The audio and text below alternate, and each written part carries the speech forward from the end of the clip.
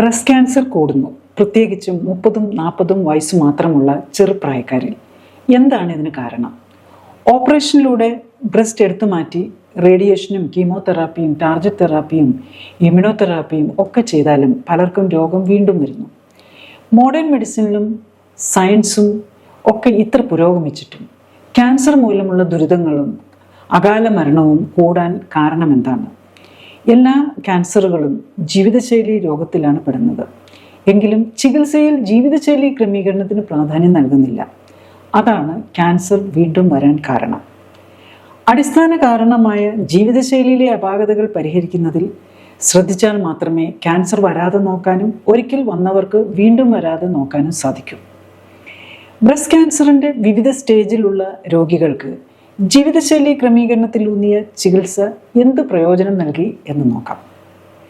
ഒരു health tip തരിക എന്നതിനുപരി രോഗത്തിൻ്റെ കാരണങ്ങളെയും നേരത്തെ കണ്ടെത്താനുള്ള മാർഗങ്ങളെയും രോഗം ശരീരത്തെ എത്രമാത്രം ബാധിച്ചു എന്ന് മനസ്സിലാക്കാനുള്ള പരിശോധനാ രീതികളെയും മോഡേൺ മെഡിസിനിൽ ലഭ്യമായ ചികിത്സാ രീതികളെയും അവയുടെ ഗുണദോഷങ്ങളെയും പരിമിതികളെയും കുറിച്ച് അറിവ് നൽകുകയും ഒപ്പം തന്നെ ജീവിതശൈലിയുമായി രോഗങ്ങൾക്കുള്ള ബന്ധവും ജീവിതശൈലി ക്രമപ്പെടുത്തുന്നതിലൂടെ രോഗപ്രതിരോധവും രോഗമുക്തിയും എങ്ങനെ സാധ്യമാക്കാമെന്നും മനസ്സിലാക്കാൻ സഹായിക്കുക എന്നതാണ് ഇതിലൂടെ ലക്ഷ്യമിടുന്നത്.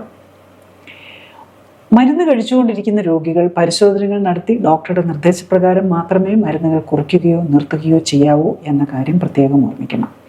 ബ്രസ്റ്റ് ക്യാൻസറിനെ കുറിച്ച് മനസ്സിലാക്കുമ്പം നമ്മൾ ബേസിക്കലി ബ്രസ്റ്റിനെ കുറിച്ചൊരു ഐഡിയ ഉണ്ടാകണം. ബ്രസ്റ്റ് ശരിക്കും പറഞ്ഞു കഴിഞ്ഞാൽ ഏകദേശം നമ്മൾ 7th week of intrauterine life, അതായത് നമ്മൾ ഭ്രൂണത്തിൻ്റെ വളർച്ചയുടെ 7ാമത്തെ ആഴ്ച തന്നെ അത് ഫോം ചെയ്യാൻ തുടങ്ങും. ബ്രസ്റ്റിൻ്റെ നിപ്പിളും അതുപോലെ അതിന് ചുറ്റുമുള്ള ഡാർക്ക് കളറുള്ള ഏരിയയും ഒരു 30ാം ആഴ്ച മുതലാണ് വളരാൻ തുടങ്ങുന്നത്. ഒരു 36-38 ആഴ്ച ആകുമ്പോഴേക്കാണ് കംപ്ലീറ്റ് ഡെവലപ്മെൻറ്റ് നടക്കുന്നത്.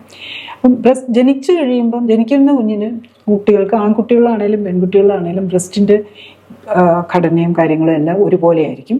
ബേസിക്കലി നമ്മുടെ സ്കിന്നിൻ്റെ തന്നെ നമ്മൾ സ്വെറ്റ് ഗ്ലാൻസസ് സെബേഷ്യസ് ഗ്ലാൻസും ഉണ്ടല്ലോ, അതിൻ്റെ ഒരു സ്പെഷ്യലിസ്റ്റ് ഫോം ഓഫ് ഇതാണ് ബ്രസ്റ്റ് എന്ന് പറയുന്നത്. അപ്പോൾ സ്കിന്നിൻ്റെ ഒരു അപ്പൻഡേജസ് ആയിട്ട് വരും ഇത്. നമ്മൾ പ്യൂബർട്ടിയിലാണ്, അതായത് കൗമാരപ്രായം എത്തുമ്പോഴാണ് ആണുങ്ങളിലെയും ആൺകുട്ടികളുടെയും പെൺകുട്ടികളുടെയും ബ്രസ്റ്റിൻ്റെ ഡെവലപ്മെൻറ്റിനുള്ള വ്യത്യാസം വരുന്നത്. ആൺകുട്ടികളുടെ പ്രത്യേക വ്യത്യാസമൊന്നും വരികയില്ല. പക്ഷേ ഗേൾസിൻ്റെ ഈസ്ട്രജനും പ്രൊജസ്ട്രോണും അതുപോലെ ഗ്രോത്ത് ഹോർമോൺ ഈ ആദ്യം തുടങ്ങുന്നത് ഈസ്ട്രജൻ ആയിരിക്കും. ഈസ്ട്രജൻ്റെ വളർച്ച തുടങ്ങുമ്പോഴാണ് ഈ ഗ്രോത്ത് ഹോർമോണിൻ്റെയും പ്യൂബർട്ടൽ ഗ്രോത്തിൽ വരുമല്ലോ, ആ സമയത്താണ് ഈ ബ്രസ്റ്റ് ഡെവലപ്മെൻറ്റ് വന്നു തുടങ്ങുന്നത്. പിന്നെ അടുത്ത ഒരു ലെവൽ പ്രഗ്നൻസി സമയത്താണ്. പ്രഗ്നൻസിയിൽ ഈസ്ട്രജനും പ്രൊജസ്ട്രോൺ എന്നുള്ളൊരു ഹോർമോണും കൂടെ വരും, അതുപോലെ പ്രൊലാക്റ്റിൻ എന്നുള്ളൊരു ഹോർമോണും കൂടെ വരും. ഈ 3 ഹോർമോണുകളുടെ ആക്ഷൻ വീണ്ടും പ്രഗ്നൻസി സമയത്ത് വീണ്ടും ബ്രസ്റ്റ് ഡെവലപ്മെൻറ്റ് വരും ലേഡീസിൽ. അതുപോലെ ബ്രസ്റ്റ് പിന്നെ ലാക്ടേഷൻ തുടങ്ങുമ്പോൾ, അതായത് കുഞ്ഞിന് പാല് കുടിപ്പിക്കാൻ തുടങ്ങുമ്പം പ്രൊലാക്റ്റിനും ഓക്സിറ്റോസിനും പറഞ്ഞ വേറൊരു ഹോർമോൺ, അത് ശരിക്കും ബ്രെയിനിൽ നിന്നുള്ള ആ ഓക്സിറ്റോസിൻ കൂടുന്ന അനുസരിച്ചാണ് ഈ കുഞ്ഞിനോട് നമുക്കുള്ള കൂടുതൽ ലവും അഫെക്ഷനും അതായത് അറ്റാച്ച്മെൻറ്റും ഒക്കെ കൂടി വരുന്നത്. നെക്സ്റ്റ്, എന്താണ് ക്യാൻസർ വരാൻ കാരണം എന്നുള്ളതാണ്. ബേസിക്കലി ക്യാൻസർ വരുന്നത് ഏത് ക്യാൻസറാണെങ്കിലും, ബ്രസ്റ്റ് ക്യാൻസർ എന്ന് മാത്രമല്ല ഏത് ക്യാൻസർ ആണെങ്കിലും നമ്മുടെ ബ്രസ്റ്റിൻ്റെ സെല്ലുകളിൽ ഡാമേജ് വരുന്നത് അതിൻ്റെ ജെനറ്റിക് മെറ്റീരിയലുണ്ട്. നമ്മൾ ക്രോമസോം എന്നും DNA എന്നൊക്കെ കേട്ടിട്ടുണ്ടാവുമല്ലോ. അപ്പോൾ എല്ലാ സെല്ലിനകത്തും ഈ ക്രോമസോം മനുഷ്യനിൽ 46 ക്രോമസോംസ് ഉണ്ട്. അതെല്ലാം DNA വെച്ചാണ് മെയിൻലി ഉണ്ടാക്കിയിരിക്കുന്നത്. ആ DNAയിൽ വരുന്ന ചേഞ്ചസ് ഡാമേജ് ശരിക്കും അക്യുമുലേറ്റഡ് ആയി വന്ന് മേജർ മ്യൂട്ടേഷനിലേക്ക് പോകുമ്പോഴാണ് നമുക്ക് ക്യാൻസർ വരുന്നത്. അപ്പം ഇപ്പം നമ്മൾ ക്യാൻസറിൻ്റെ മ്യൂട്ടേഷൻ സ്റ്റഡീസ് നോക്കി അതിൽ ഏത് മ്യൂട്ടേഷനാണ് വന്നിരിക്കുന്നത്, ഏത് മരുന്നാണ് ഇഫക്റ്റീവ് ആകാൻ ഇവൻ ജെനറ്റിക് സ്റ്റഡിയാണ് നടത്തുന്നത്. അപ്പം ഈ ജെനറ്റിക് മ്യൂട്ടേഷൻ വരാനുള്ള കാരണം എന്തുകൊണ്ടെന്നുള്ളതാണ്. അപ്പം ബേസിക്കലി ഈ മ്യൂട്ടേഷൻസ് വരാനുള്ള കാരണം നമ്മളുടെ മെറ്റബോളിസത്തിലും ഹോർമോൺ ബാലൻസിലും ഒക്കെയുള്ള ഇറഗുലാരിറ്റി ഉണ്ടാകും. ഈവൻ ആൺകുട്ടികളിൽ ചിലപ്പം ഗൈനക്കോമാസ്റ്റി, അതായത് ബ്രസ്റ്റ് വളർന്ന പെൺകുട്ടികളുടെ പോലെ ബ്രസ്റ്റ് വളരുകയും അത് ഓപ്പറേറ്റ് ചെയ്ത് കളയുകയൊക്കെ ചെയ്യുമല്ലോ, അത് ശരിക്കും ഹോർമോണൽ ഇംബാലൻസും ഉണ്ടാകും. മിക്കവാറും ഇങ്ങനെ ബ്രസ്റ്റ് ഓവർഗ്രോ വരുന്നതും ഈ ഗൈനക്കോമാസ്റ്റി അല്ലെങ്കിൽ ബ്രസ്റ്റ് വളരുന്നതിന് പേരിൽ ആൺകുട്ടികളിൽ ഓപ്പറേഷൻ ചെയ്യേണ്ടി വരികയൊക്കെ ചെയ്യുന്നത് മിക്കവാറും ഒരു ഓവർ വെയിറ്റ് ആയിരിക്കും. അപ്പോൾ ഓവർ വെയിറ്റ് വരുമ്പോൾ എന്താ പറ്റുന്നതെന്ന് ചോദിച്ചു കഴിഞ്ഞാൽ ഈ നമ്മളുടെ ഫാറ്റിനകത്ത് ഈസ്ട്രജൻ ഹോർമോൺസ് ഉണ്ടാക്കും. അതായത് ഫെമിനൈൻ ഹോർമോൺ, ലേഡീസിനുള്ള ഹോർമോൺ ഉണ്ടാക്കുകയും ചെയ്യും. അങ്ങനെയുള്ള ഓവർ വെയ്റ്റ് ആയിട്ടുള്ള പുരുഷന്മാരിൽ ടെസ്റ്റോസ്റ്ററോണിൻ്റെ അളവ് കുറയുകയും ചെയ്യും. അപ്പം അതാണ് ഈ ഗൈനക്കോമാസ്റ്റിയ അല്ലെങ്കിൽ ആൺകുട്ടികളിലെ ബ്രസ്റ്റ് ഡെവലപ്മെൻറ്റിന് കാരണം. ശരിക്കും നമ്മൾ അതിന് ബ്രസ്റ്റ് എടുത്ത് കളയുന്ന ഓപ്പറേഷൻ ഒന്നും ചെയ്യേണ്ട ആവശ്യമില്ല. ശരിക്കും കറക്റ്റായിട്ട് ചെയ്യുകയാണെങ്കിൽ ലൈഫ് സ്റ്റൈൽ കറക്റ്റ് ചെയ്ത് വെയിറ്റ് കുറയ്ക്കുകയാണ് ചെയ്യേണ്ടത്. വെയിറ്റ് കുറയ്ക്കുമ്പോൾ ഓട്ടോമാറ്റിക്കലി നമ്മൾ ആ ബ്രസ്റ്റിൻ്റെ ഓവറായിട്ടുള്ള സൈസും കുറഞ്ഞു വരും. പിന്നെ കുറേ നാളങ്ങനെ കൊണ്ടുനടന്നിട്ടാണെങ്കിൽ കുറച്ച് ചിലപ്പോൾ ആ ബ്രസ്റ്റ് ബഡ്സ് ഒക്കെ കുറച്ച് ഡെവലപ്പ് ചെയ്തിട്ടുണ്ടാകും. അപ്പം നമ്മൾ ആൺകുട്ടികളാണെങ്കിലും പ്രത്യേകിച്ച് പേരൻസ് ശ്രദ്ധിക്കേണ്ടത് ബ്രസ്റ്റ് ഡെവലപ്മെൻറ്റ് കൂടുതൽ കണ്ടുവന്ന് കാണുകയാണെങ്കിൽ immediately weight life style correct ചെയ്ത് വെയിറ്റ് കുറയ്ക്കാനും അങ്ങനത്തെ കാര്യങ്ങൾക്കാണ് ഇമ്പോർട്ടൻസ് കൊടുക്കേണ്ടത്. കാരണം ഞാൻ പല പേഷ്യൻസിനെ കാണാറുണ്ട്, ഈ വെയിറ്റ് കുറയ്ക്കാൻ വരുന്ന ആണുങ്ങൾ പലരും ഓൾറെഡി ഗൈനക്കോമാസ്റ്റിയയ്ക്ക് വേണ്ടിയിട്ട് സർജറി ചെയ്തിട്ടുണ്ടാകും. അപ്പം അത് ശരിക്കും നമ്മുടെ ഒരു വെരി സെൻസിറ്റീവ് ഏരിയ ആണ്. അപ്പോൾ അത് നമ്മൾ സർജറി ചെയ്ത് കളയുന്നത് അത് വലിപ്പം ഇല്ലെങ്കിലും അതൊരു സെക്ഷൽ ഓർഗനായിട്ട് തന്നെയാണ് അത് ഫങ്ഷൻ ചെയ്യേണ്ടത്. അപ്പം നമ്മൾ അങ്ങനത്തെ സർജറി ഒക്കെ ചെയ്യുമ്പോൾ അതിൻ്റെ സെൻസേഷനും അങ്ങനത്തെയൊക്കെ കുറഞ്ഞു പോകാം. നെക്സ്റ്റ് നമുക്ക് ക്യാൻസറിൻ്റെ ഒരു റീസണിലേക്ക് പോകുമ്പോൾ ബേസിക്കലി ടോക്സിൻസ് ആണ് അത് ഈ ബ്രസ്റ്റ് ക്യാൻസറിന് കാരണം. ബ്രസ്റ്റ് ശരിക്കും സ്കിന്നിലുള്ള ഒരു ഓർഗനാണ്, സ്കിന്നിൻ്റെ പാർട്ടാണത്. അപ്പോൾ നമുക്ക് സബ്ക്യൂട്ടേനിയസ് ടിഷ്യൂ ഒക്കെ ഉണ്ടല്ലോ, അതിൽ തന്നെ ഇങ്ങനെ ടോക്സിൻസ് കൂടുതൽ വരുന്നത് കൊണ്ടാണ് ബേസിക്കലി ഈ ടോക്സിൻസ് അടിഞ്ഞ്, പ്രത്യേകിച്ച് ഫാറ്റിൻ്റെ അളവ്. ഫാറ്റ് തന്നെ എക്സസ് ആയി കഴിഞ്ഞ ഒരു ടോക്സിൻ പോലെയാണ്. അതിൽ തന്നെ omega-6 ഫാറ്റ് കൂടുമ്പം അതൊരു ഇൻഫ്ലമേറ്ററി റിയാക്ഷൻ വരും. ഈ ക്യാൻസേഴ്സ് എല്ലാം ഇൻഫ്ലമേറ്ററി ഡിസീസാണ്. അപ്പോൾ omega-6 ഇൻഫ്ലമേറ്ററി മീഡിയേറ്ററാണ്. അപ്പോൾ omega-3 കുറയും. omega-3 ആണ് ഹീലിംഗ്, അതായത് നമ്മുടെ ഈ ക്യാൻസർ സെല്ലൊക്കെ ഉണ്ടായാൽ അതിനെ മാറ്റി പുതിയ സെല്ലുണ്ടാക്കേണ്ടത് omega-3 ആണ്.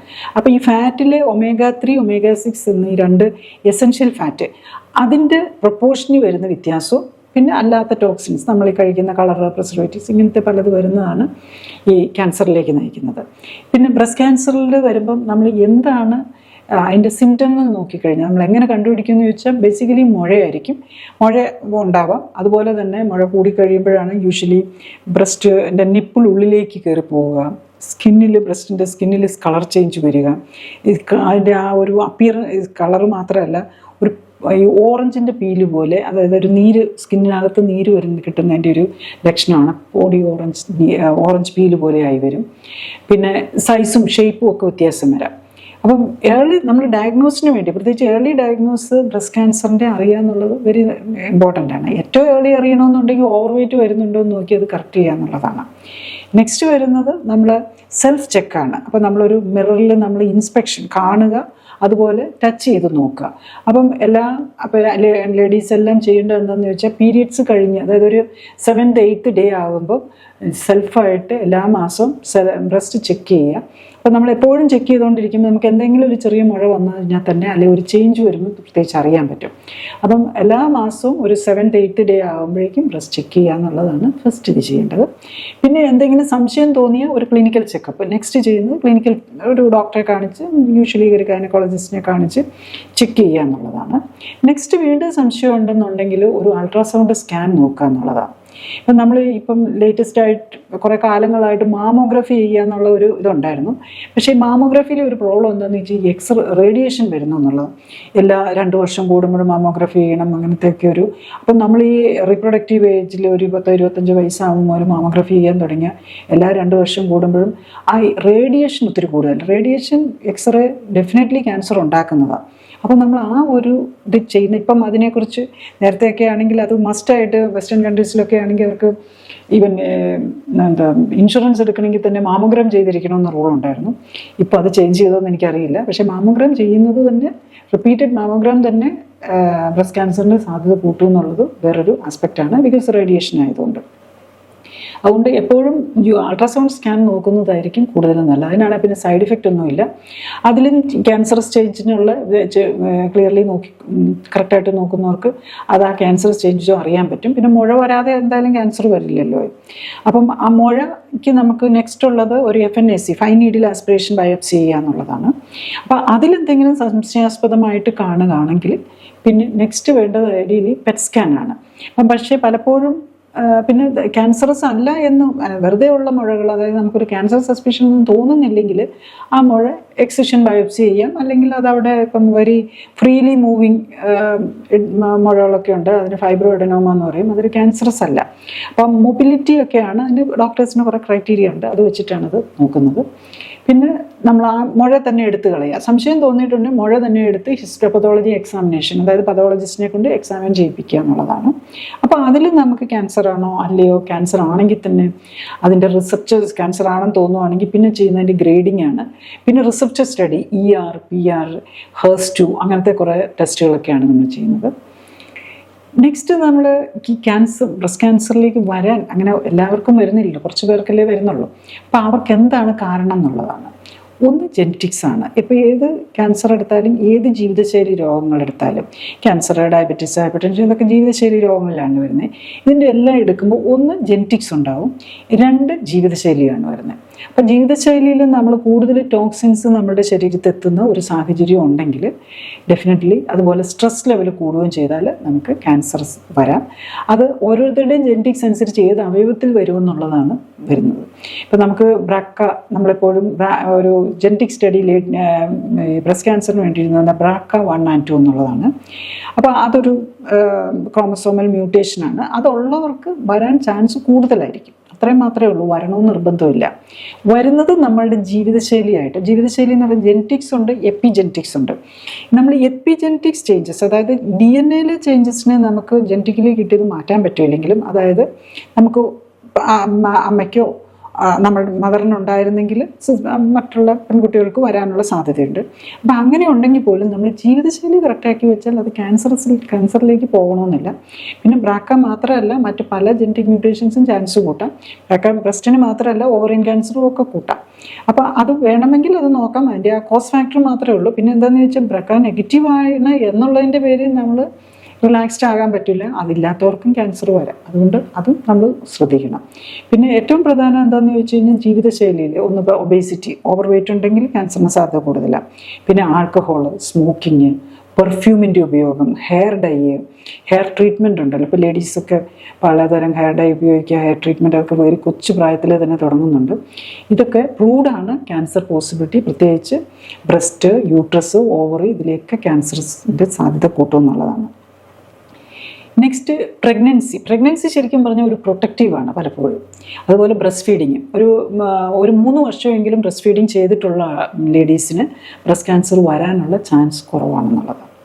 പിന്നെ കൂട്ടുന്നത് ഈ ഇൻഫെർട്ടിലിറ്റി ട്രീറ്റ്മെൻറ്റ്, PCOD ഉള്ളവർക്ക് ഇൻഫെർട്ടിലിറ്റി ട്രീറ്റ്മെൻറ്റ് എടുക്കേണ്ടി വന്നിട്ടുള്ളവർക്ക്, അതുപോലെ കുട്ടികളുണ്ടായി പക്ഷേ എന്നാലും ഇൻഫെർട്ടിലിറ്റി ട്രീറ്റ്മെൻ്റ് ഒക്കെ കഴിഞ്ഞ് പലരും ബ്രസ്റ്റ് ഫീഡിങ് കൊടുക്കാതെ, പലപ്പോഴും പലതരം കോംപ്ലിക്കേഷനാണ് ബ്രസ്റ്റ് ഫീഡിങ് കൊടുക്കാതെ ഇരിക്കുന്നത്, ഇവർക്കൊക്കെ ചാൻസ് കൂടുതലാണ്. പിന്നെ മിക്കവാറും ഇൻഫെർട്ടിലിറ്റി പേഷ്യൻ്റ് ഒബേസിറ്റി ഉണ്ടാകും. അപ്പോൾ അങ്ങനെയുള്ളവർക്കൊക്കെ ബ്രസ്റ്റ് ക്യാൻസർ വരാനുള്ള പോസിബിലിറ്റി കൂടുതലായിരിക്കും.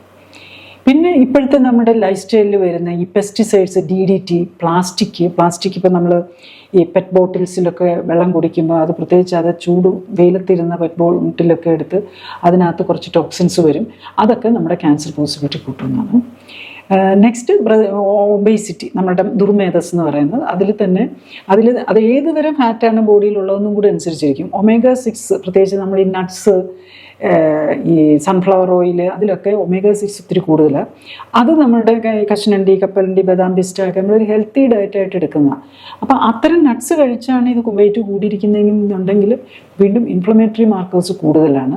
അതുപോലെ ട്രാൻസ് ഫാറ്റ്, ഹൈഡ്രജനേറ്റഡ് ഫാറ്റ്, ഇതൊക്കെ നമ്മുടെ ചാൻസസ് കൂട്ടാനുള്ള സാധ്യതയുണ്ട്. പിന്നെ ജനറലി ഒരു ലെഫ്റ്റ് ബ്രസ്റ്റിനാണ് കൂടുതൽ വരുന്നത്. അത് മെയിൽ ബ്രസ്റ്റിൻ്റെയൊക്കെ സ്റ്റഡീസിൽ കാണിക്കുന്നത് ഈ പെർഫ്യൂം നമ്മൾ റൈറ്റ് സൈഡിൽ അടിച്ചിട്ട് ലെഫ്റ്റ് സൈഡിലേക്ക് അടിക്കാനുള്ള, ലെഫ്റ്റ് കക്ഷത്തിലേക്കും അങ്ങോട്ട് അടിക്കാനുള്ള ഒരു ടെൻഡൻസി കൂടുതലുണ്ടല്ലോ. അതുകൊണ്ട് തന്നെ നമ്മൾ ലെഫ്റ്റ് സൈഡിൽ വരാനുള്ള ചാൻസ് കുറച്ച് കൂടുതലാണ്. ജനറലി കാണുന്നത് ലെഫ്റ്റ് ബ്രസ്റ്റിനാണ് കുറച്ചുകൂടെ കൂടുതൽ ചാൻസ് കാണുന്നത്. അതുപോലെ തന്നെ ലെഫ്റ്റ് ബ്രസ്റ്റിലുള്ളവരുടെ ഗ്രേഡ് കൂടുതലായിട്ട് റെക്കറൻസും ട്രീറ്റ്മെൻറ്റും, അതായത് കുറച്ചുകൂടെ അഗ്രസീവ് ക്യാൻസർ ആകാനുള്ള സാധ്യത കൂടുതലാണ്. പക്ഷേ അതിനകത്തൊന്നും ഡെഫിനിറ്റീവായിട്ടുള്ളതൊന്നുമല്ല. നെക്സ്റ്റ് നമ്മൾ ട്രീറ്റ്മെൻറ്റിലേക്ക് വരികയാണെങ്കിൽ ബേസിക്കലി നമുക്കറിയാം, ഒന്ന് സർജറി, സർജറി ചെയ്ത് നമ്മൾ ഒന്നെങ്കിൽ ഇപ്പം നമ്മൾ ബ്രസ്റ്റ് കൺസർവേറ്റീവ് സർജറി ഉണ്ട്, ലംബ് മാത്രം എടുത്ത് മാറ്റുക എന്നുള്ളത്. പിന്നെ പക്ഷെ കൂടുതലും പ്രത്യേകിച്ച് സ്റ്റേജ് 2 വളരെ ചെറുതാണെങ്കിലാണ് ബ്രസ്റ്റ് മുഴം മാത്രം എടുത്ത് മാറ്റുക. പിന്നെ വലിപ്പം കൂടുന്നതനുസരിച്ച് നമ്മൾ ബ്രസ്റ്റ് റാഡിക്കൽ മാസ്റ്റക്ടമി ചെയ്യുക എന്നുള്ളതാണ്. നെക്സ്റ്റ് സാധാരണ നമ്മൾ മാസ്റ്റക്ടമി ചെയ്യും. ബ്രസ്റ്റ് റാഡിക്കൽ യൂഷ്വലി ഒരു സ്റ്റാൻഡേർഡ് ട്രീറ്റ്മെൻ്റ് ആയിട്ട് വരുമ്പോൾ റാഡിക്കൽ മാസ്റ്റക്ടമി ചെയ്യും. ഇനിയില്ല ബ്രസ്റ്റ് മുഴ മാത്രമാണെങ്കിലും എടുത്ത് അത് കഴിഞ്ഞ് റേഡിയേഷൻ കൊടുക്കും, അത് കഴിഞ്ഞ് കീമോതെറാപ്പി കൊടുക്കും. കീമോതെറാപ്പിയിൽ പല ഏജൻസ് ഉണ്ട്, പല മെത്തോട്രിക്സേറ്റ്, ഫൈഫ്ലൂറാസിൽ. അപ്പം സാധാരണക്കാർക്ക് മനസ്സിലാവില്ല, ഞാനതുകൊണ്ട് അതിൻ്റെ ഡീറ്റെയിലേക്ക് പോകുന്നില്ല. നെക്സ്റ്റ് ഉള്ളത് ഇമ്മ്യൂണോതെറാപ്പിയാണ്. പക്ഷേ കീമോതെറാപ്പിയിൽ എടുക്കുമ്പോൾ മിക്കവാറും ഹെയർ ലോസ് ഒക്കെ വരുന്നത് ആ ടൈപ്പ് മെഡിസിനുകളാണ്. യൂഷ്വലി പസട്രാക്സൽ, ഡോസിറ്റാക്സൽ എന്നൊക്കെ പറഞ്ഞ മരുന്നുകളാണ് ഇതിനകത്ത് വരുന്നത്. ഇതൊക്കെ തന്നെ ഹെയർ മുടിയൊക്കെ കൊഴിഞ്ഞു പോകുന്ന ഇതൊക്കെ വരും. പിന്നെ ഉള്ളത് കീമോതെറാപ്പി, അത് ബയോളജിക്കൽ ഏജൻസ് എന്ന് പറയുന്നത്. അത് യൂഷ്വലി നമ്മൾ ട്രസ്റ്റുസുമാബ് എന്നൊക്കെ പറഞ്ഞുള്ളത് HER2, അതായത് ഒരു ഈ റിസപ്റ്റർ സ്റ്റഡി നടത്തിയിട്ട് HER2 പോസിറ്റീവ് ആയിട്ടുള്ളവർക്കാണ് ഇത്തരം ചില ബയോളജിക്കൽ ഏജൻസ് എടുത്താൽ ബെനിഫിറ്റ് കിട്ടുക. അത് നെഗറ്റീവ് ഉള്ളവർക്ക് അത് എടുത്തിട്ടും കാര്യമില്ല. അപ്പോൾ അതിൽ ഒരു ഗുണം എന്താണെന്ന് വെച്ചാൽ അതിനത്ര ഹെയർ ലോസ് ഒന്നും വരാറില്ല. പക്ഷെ അതിൻ്റേതായിട്ടുള്ള സൈഡ് ഇഫക്റ്റും ഉണ്ട്. കാരണം അത് മാക്സിമം ഒരു 12 ഡോസസ് ഒക്കെ എടുക്കാൻ പറ്റുള്ളൂ. മന്ത്ലി 1 വെച്ച് 12ഒക്കെയാണ്. പക്ഷെ അത് കഴിഞ്ഞ് കഴിഞ്ഞാൽ റെക്കറൻസ് വരാനുള്ള പോസിബിലിറ്റി പിന്നെയും കിടക്കുകയാണ്. പിന്നെ ഇത് വേറൊരു പ്രോബ്ലം എന്താണെന്ന് വെച്ചാൽ കാർഡിയാക് ടോക്സിസിറ്റി വരാം, അതാണ്. പിന്നെ അതുപോലെ പുതിയതായിട്ട് എവറി മന്ത് എന്നുള്ളതുപോലെ ഇങ്ങനത്തെ പുതിയ മാപ്സ്, ഈ ബയോളജിക്കൽസ് പുതിയതായിട്ട് വന്നുകൊണ്ടിരിക്കുന്നു. അതിനൊക്കെ പ്രോപ്പർലി സ്റ്റഡിയൊക്കെ വരണമെങ്കിൽ ശരിക്കും നമ്മളൊരു 10 വർഷമൊക്കെ ഉപയോഗിച്ച് കഴിയുമ്പോഴാണല്ലോ, 10 ക്യാൻസറിൻ്റെ അല്ലേ 10-30 വർഷമൊക്കെ വരുമ്പോഴേക്കും നമുക്ക് സ്റ്റഡിയുടെയൊക്കെ റിസൾട്ട് കൃത്യമായിട്ട് അതിൻ്റെ റെക്കറൻസ് പോസിബിലിറ്റി എത്ര കുറയ്ക്കും എന്നൊക്കെ ഉള്ളത്. ഇപ്പം നമ്മൾ കൂടുതൽ പ്രത്യേകിച്ച് ക്യാൻസർ മെഡിസിനാണ് വളരെ ഫാസ്റ്റായിട്ട്, വലിയധികം സ്റ്റഡീസൊന്നും ഇല്ലാതെ തന്നെ ഫാസ്റ്റായിട്ട് അതിൻ്റെ അപ്രൂവൽ കൊടുത്ത് കൂടുതൽ മരുന്ന് വരുന്നുണ്ട്. അപ്പം പുതിയ മരുന്നുകൾക്ക് വില കൂടുതലായിരിക്കും. പക്ഷേ അതൊന്നും ഇഫക്റ്റീവ്നെസ് എത്രയാണ്, സൈഡ് എഫക്റ്റിൻ്റെ കാര്യമൊന്നും നമുക്ക് പറയാറായിട്ടില്ല എന്നുള്ളതാണ് പലതിൻ്റെയും. നെക്സ്റ്റ് ഹോർമോൺ തെറാപ്പിയാണ്. ഹോർമോൺ തെറാപ്പിയിൽ നമ്മൾ സാധാരണ 2 ഏജൻസാണ് മെയിൻലി, 2-3 ടൈപ്പാണ് യൂസ് ചെയ്യുന്നത്. ഒന്ന് ടമോക്സിഫൻ എന്നുള്ള ഒരു മെഡിസിന്, പിന്നെ ലെട്രസോൾ. ലെട്രസോളും ഒക്കെ ആദ്യം ടമോക്സിഫൻ ആദ്യം ഒരു ഇൻഫെർട്ടിലിറ്റി മെഡിസിനായിട്ട് തുടങ്ങി, പിന്നെ ക്യാൻസറിനും രണ്ടിനും ഉപയോഗിക്കുന്നുണ്ട്. ഇൻഫെർട്ടിലിറ്റിക്ക് ഉപയോഗിച്ചിരുന്നു, പിന്നെയാണ് ലെട്രസോൾ വന്നത്. ലെട്രസോൾ ആദ്യം ക്യാൻസർ മെഡിസിനായിട്ടാണ് വന്നത്, അത് കഴിഞ്ഞിട്ടാണ് ഇൻഫെർട്ടിലിറ്റി യൂസ് ചെയ്യുന്നത്. രണ്ടും 2 രീതിയിൽ നമ്മുടെ ഈസ്ട്രജൻ എന്ന് പറഞ്ഞ ഹോർമോണിനെ ബ്ലോക്ക് ചെയ്യുകയാണ് ചെയ്യുന്നത്. ആൻറ്റി ഈസ്ട്രജൻ ആണ് രണ്ടും. അതായത് ഫെമിനൈൻ ഹോർമോൺ ആയിട്ടുള്ള അത് ഈസ്ട്രജൻ റിസപ്റ്റർ പോസിറ്റീവ് ആയിട്ടുള്ളവർക്കാണ് നമുക്കിതുകൊണ്ട് ബെനിഫിറ്റ് ഉള്ളൂ. അല്ലാതെ ഈസ്ട്രജൻ പോസിറ്റീവ് അല്ലാത്തവർക്ക് അത്തരം മെഡിസിൻ എടുത്തിട്ട് കാര്യമില്ല.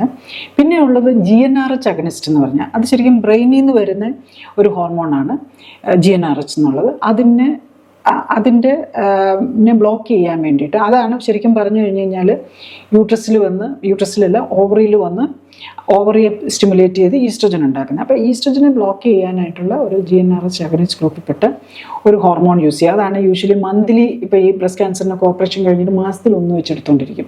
പക്ഷേ അതിൻ്റെ പ്രോബ്ലം എന്താണെന്ന് വെച്ചാൽ ഒരു 6 മാസത്തിൽ കൂടുതലൊക്കെ അത് ഉപയോഗിച്ച് കഴിഞ്ഞ് കഴിഞ്ഞാൽ നമ്മുടെ ബോണിനെയൊക്കെ അത് നെഗറ്റീവായിട്ട് ബാധിക്കും. ബോണിൻ്റെ ഹെൽത്ത് പോവും, അപ്പം എല്ലൊടിയാനും അങ്ങനത്തെ കാര്യങ്ങൾക്കൊക്കെ സാധ്യത കൂടും. പിന്നെ നമ്മുടെ ഈ ഹോട്ട് ഫ്ലാഷസും, അതായത് നമുക്ക് മെനപ്പോസ് ആയി കഴിയുമ്പോൾ ലേഡീസിന് വരുന്ന ബുദ്ധിമുട്ടുകളുണ്ടല്ലോ, അതെല്ലാം അതായത് നമ്മുടെ ഈ ഈസ്ട്രോജൻ പല കാര്യങ്ങൾക്ക് ആവശ്യമുണ്ട്. അപ്പം അതിനെ കംപ്ലീറ്റ്ലി അങ്ങ് ബ്ലോക്കാക്കി കളയുമ്പോൾ പലതരത്തിലുള്ള സൈഡ് ഇഫക്റ്റ് വരാം. അത് ടമോക്സിഫനാണെങ്കിലും ലെട്രസോളിനാണെങ്കിലും GnRH ഏതിനാണേലും വരാം. പിന്നെ വേറൊരു ലൈൻ ഓഫ് മാനേജ്മെൻ്റ് ഉള്ളത് ഈ ഓവർ തന്നെ എടുത്തു കളയുക. പ്രത്യേകിച്ചും കുറച്ച് 40 വയസ്സ് ഇപ്പം ഇതൊക്കെ കഴിഞ്ഞിട്ടുള്ളവരാണ്, ഒരു ഈസ്ട്രോജൻ ഒരു അഗ്രസീവ് ക്യാൻസറൊക്കെ ആണെന്ന് കണ്ടു കഴിഞ്ഞാൽ റെക്കറൻസ് ഒക്കെ വന്നു കഴിയുമ്പം ഓവറി എടുത്ത് കളയുക എന്നുള്ളതാണ്. പിന്നെ ചിലരിലെ യൂട്രസും കൂടി എടുത്ത് കളയും. കാരണം എന്താണെന്ന് ചോദിച്ചു കഴിഞ്ഞാൽ ഈ ടമോക്സിഫൻ എന്നൊക്കെയുള്ള മരുന്ന് കഴിക്കുമ്പോൾ യൂട്രസിൽ ചില ബ്ലീഡിങ്ങും യൂട്രസിനകത്ത് കുറച്ച് ചേഞ്ചസ് വരാം. അപ്പോൾ അത് തന്നെ കുറച്ചൊരു കാർസിനോജനിക് ആയിട്ടുള്ള, അതുകൊണ്ട് യൂട്രസ് ഓവറിയും കൂടി എടുത്ത് കളയുക എന്നുള്ളതും ചെയ്യാറുണ്ട്. അപ്പം ബേസിക്കലി സർജിക്കൽ ഇതായിട്ടാണ് വരുന്നത്. നെക്സ്റ്റ് എന്താണ്, അപ്പം നമ്മളിപ്പം നോക്കിയപ്പം പലതരം സൈഡ് ഇഫക്ട്സ് ആണ്. കീമോതെറാപ്പിക്ക് സൈഡ് ഇഫക്റ്റ് ഉണ്ട്, റേഡിയേഷൻ്റെ സൈഡ് ഇഫക്റ്റ്സ് വരും. പലപ്പോഴും റാഡിക്കൽ മാസ്റ്റക്ടമി കഴിഞ്ഞ് കഴിഞ്ഞാൽ കൈക്കൊക്കെ നീരും പെയിനും ഒക്കെ ആയിരിക്കും. പിന്നെ ഇത് കൂടാതെ എംബ്രിയോ ഹോർമോൺ കീമോതെറാപ്പിയുടെ സൈഡ് ഇഫക്റ്റ് ആയിട്ട് പല ന്യൂറോളജിക്കൽ ഡാമേജ് വരാം, അതിൻ്റെ ഭാഗമായിട്ടുള്ളതും വരാം.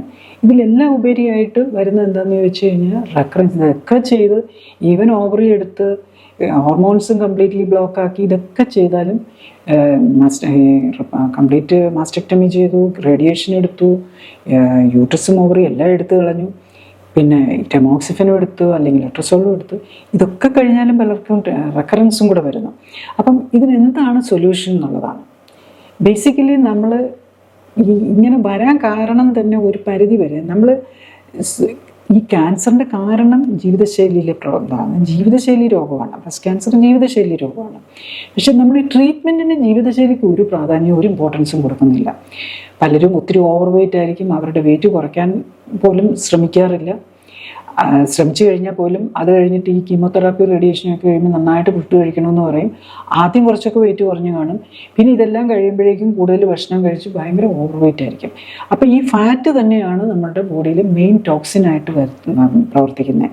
അപ്പം വീണ്ടും ഇപ്പം നമ്മൾ കീമോതെറാപ്പി എടുത്താൽ അപ്പോൾ ഉള്ള സെല്ലുകൾക്ക് മാത്രമേ അതിൻ്റെ ബെനിഫിറ്റ് കിട്ടുള്ളൂ. അപ്പം ആ സമയത്ത് എന്തെങ്കിലും ക്യാൻസർ സെൽസ് ഉണ്ടെങ്കിൽ അപ്പം നമ്മൾ വേറെ ഏതെങ്കിലും സെക്കൻഡറീസ് എവിടെയെങ്കിലും ഒക്കെ പോയി അടിഞ്ഞിട്ടുണ്ടെങ്കിൽ അതിനെ കളയാൻ പറ്റും. പക്ഷേ ആ കീമോതെറാപ്പിയൊക്കെ നിർത്തി കഴിയുമ്പോൾ നമ്മൾ വീണ്ടും ക്യാൻസർ സെൽസ്, കാരണം നമ്മുടെ ബോഡിയിൽ കീമോതെറാപ്പിയുടെ കുറവുകൊണ്ടല്ലല്ലോ നമുക്ക് ക്യാൻസർ വന്നത്. ക്യാൻസർ വന്നത് ലൈഫ് സ്റ്റൈലിലെ പ്രോബ്ലം കൊണ്ടാണ്. ബേസിക്കലി ന്യൂട്രീഷണൽ ഇംബാലൻസ്, ആവശ്യത്തിന് ന്യൂട്രീഷൻ കറക്റ്റായിട്ടില്ല, അതുപോലെ ടോക്സിൻസ് കൂടുതലായിട്ടുണ്ട്. അപ്പോൾ ഈ കാര്യങ്ങൾ കൊണ്ടാണ് ക്യാൻസർ വന്നിരിക്കുന്നത്. അപ്പോൾ അത് കറക്റ്റ് ചെയ്യുക എന്നുള്ളതാണ് ബേസിക്കലി നമ്മൾ ഫോക്കസ് കൊടുക്കുകയാണെങ്കിൽ. അതായത് ബോഡിയിലെ lean mass fat mass ratio, അതായത് നമ്മുടെ കൊഴുപ്പിൻ്റെ അളവും മസിൽ മാസും കറക്റ്റ് ചെയ്യുക. അതായത് എക്സസ് കൊഴുപ്പുണ്ടെങ്കിൽ അത് കളയുക. പിന്നെ കൊഴുപ്പിൽ തന്നെയാണ് omega-3 omega-6 1:1 റേഷ്യോയിലായിരിക്കേണ്ടത്. പല സ്റ്റഡീസും കാണിക്കുന്നത് അത് പലരിലും 1:40 ഒക്കെ വരെ ഹൈ ആണെന്നാണ്. അപ്പോൾ 1:1 ആകേണ്ടത് omega-6 അളവ് വെരി ഹൈയും omega-3 വെരി ലോയുമാണ്. അപ്പോൾ അത് കറക്റ്റ് ചെയ്താൽ തന്നെ പലതരം ക്യാൻസറിനും ബെനിഫിറ്റ് കിട്ടുന്നു എന്നുള്ളതാണ് പല സ്റ്റഡി. ക്യാൻസറിന് മാത്രമല്ല, ജീവിതശൈലി രോഗങ്ങൾക്കെല്ലാം പല ഡിഫറെൻറ്റ് സ്റ്റഡീസ് കാണിക്കുന്നുണ്ട്. omega-3-6 റേഷ്യോ കറക്റ്റ് ചെയ്താൽ തന്നെ നമുക്ക് ക്യാൻസറിൻ്റെ ഹീലിങ്ങിൻ്റെ സാധ്യതയും റെക്കറൻസിൻ്റെ സാധ്യതയും കുറയുന്നു. നമ്മൾ ഇതുവരെ പറഞ്ഞെന്ന് മനസ്സിലായി, നമുക്ക് പലപ്പോഴും ക്യാൻസർ വീണ്ടും വരും. പക്ഷേ അതിൽ നമ്മൾ മെയിൻ വന്നിരിക്കുന്ന പിറ്റ്ഫോൾ എന്താണെന്ന് ചോദിച്ചു കഴിഞ്ഞാൽ നമ്മൾ ജീവിതശൈലിക്ക് പ്രാധാന്യം കൊടുക്കുന്നില്ല എന്നുള്ളതാണ്.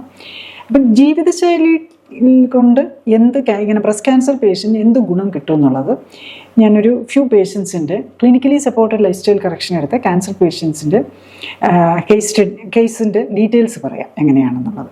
ആദ്യമായിട്ട് നമുക്ക് നോക്കാവുന്നത് ഒരു ലേഡിയാണ്, 45 വയസ്സ്, 156 സെൻറ്റിമീറ്റർ പൊക്കവും 70 കിലോ ആണ് തൂക്കം. അവർക്ക് ശരിക്കും 78 കിലോ ഉണ്ടായിരുന്നു. ഇപ്പം ഈ ക്യാൻസർ ട്രീറ്റ്മെൻ്റ് ഒക്കെ എടുത്ത് തുടങ്ങിയപ്പം അത് കുറഞ്ഞു വന്നതാണ്. അവർക്ക് ഡെവലപ്പ് ചെയ്ത് തൈറോയിഡിൽ മുഴയായിരുന്നു. തൈറോയിഡ് മുഴയ്ക്ക് വേണ്ടിയിട്ട് തൈറോയിഡ് എടുത്തു കളഞ്ഞു. പിന്നെ തൈറോക്സിൻ കഴിച്ചുകൊണ്ടിരിക്കുകയായിരുന്നു. 10 കൊല്ലമായിട്ട് അങ്ങനെ ചെയ്തുകൊണ്ടിരുന്നതാണ്. അത് കഴിഞ്ഞപ്പോഴാണ് ബ്രസ്റ്റിൽ വന്നത്. 2020 ബ്രസ്റ്റിൽ ആദ്യമായിട്ട് ക്യാൻസറിൻ്റെ ഇത് കാണിക്കുന്നത്. അന്നേരം എന്ത് ചെയ്തെന്ന് ചോദിച്ചാൽ ലംബക്ടമി ചെയ്തു. അതായത് മുഴ മാത്രം, ചെറുപ്പമാണല്ലോ, അതുകൊണ്ട് മുഴ മാത്രം എടുത്തു കളഞ്ഞു. അത് കഴിഞ്ഞിട്ട് കീമോതെറാപ്പിയും റേഡിയേഷനും കൊടുത്തു. 15 റേഡിയേഷനും പിന്നെ 4 സൈക്കിൾ കീമോതെറാപ്പിയൊക്കെ ചെയ്തു. പക്ഷേ അത് കഴിഞ്ഞപ്പോൾ വീണ്ടും റെക്കറൻസ് വന്നു. അപ്പം ഈ ശരിക്കും അതിൽ വളരെ ലൈറ്റായിട്ടായിരുന്നു ആദ്യം കണ്ടിരുന്നത്. അപ്പം അത് കഴിഞ്ഞു ഇതൊക്കെ ചെയ്തു, കീമോതെറാപ്പിയൊക്കെ ചെയ്തു. പക്ഷേ ആ വർഷം തന്നെ റെക്കറൻസ് വന്നു. അപ്പം ഇമ്മീഡിയറ്റ്ലി റാഡിക്കൽ മാസ്റ്റക്ടമി ചെയ്തു. റാഡിക്കൽ മാസ്റ്റക്ടമി എന്ന് പറഞ്ഞാൽ ബ്രസ്റ്റ്, അതിനോടനുബന്ധിച്ചുള്ള ടോട്ടൽ ഫാറ്റും പിന്നെ ലിംഫ് നോട്ട്സും എല്ലാം എടുത്ത് ഒരു ഡീറ്റെയിൽഡ് സർജറിയാണ് ചെയ്യുന്നത്. ഉള്ളിലുള്ള, അതായത് അതുകൊണ്ടാണ് ഈ കയ്യിൽ നിന്നൊക്കെ വരുന്ന ലിംഫാറ്റിക് ഡ്രെയിനേജിൻ്റെ ലിംഫ് നോട്ട്സും ഒക്കെ എടുത്ത് കളയും. അതുകൊണ്ടാണ് പലർക്ക് ഈ റാഡിക്കൽ മാസ്റ്റക്ടമി ചെയ്ത് കഴിയുമ്പോഴേക്കും കൈക്ക് നീരും വേദനയും ഒക്കെ വരാനുള്ള കാരണം. അപ്പം അതും ചെയ്തു. അതിൽ ഇവരുടെ ഇതൊക്കെ ട്രിപ്പിൾ നെഗറ്റീവായിരുന്നു. റിസപ്റ്റർ സ്റ്റഡീസും ജെനറ്റിക് സ്റ്റഡീസിലൊക്കെയാണ് ഹേഴ്സ് ട്രിപ്പിൾ നെഗറ്റീവായിരുന്നു എന്നൊക്കെയായിരുന്നു റിപ്പോർട്ട്. അത് കാരണം അതനുസരിച്ചുള്ള കീമോയാണ് കൊടുത്തത്. അത് കഴിഞ്ഞിട്ട് വീണ്ടും കീമോതെറാപ്പി കൊടുത്തു. പക്ഷേ 2021 ആയപ്പോഴേക്കും 2020 ആദ്യം ഒരു സർജറി ചെയ്തു, പിന്നെ chemotherapy, radiation, throughout the time അവർ അണ്ടർ ട്രീറ്റ്മെൻ്റ് ആണ് ഡയഗ്നോസ് കഴിഞ്ഞിട്ട്.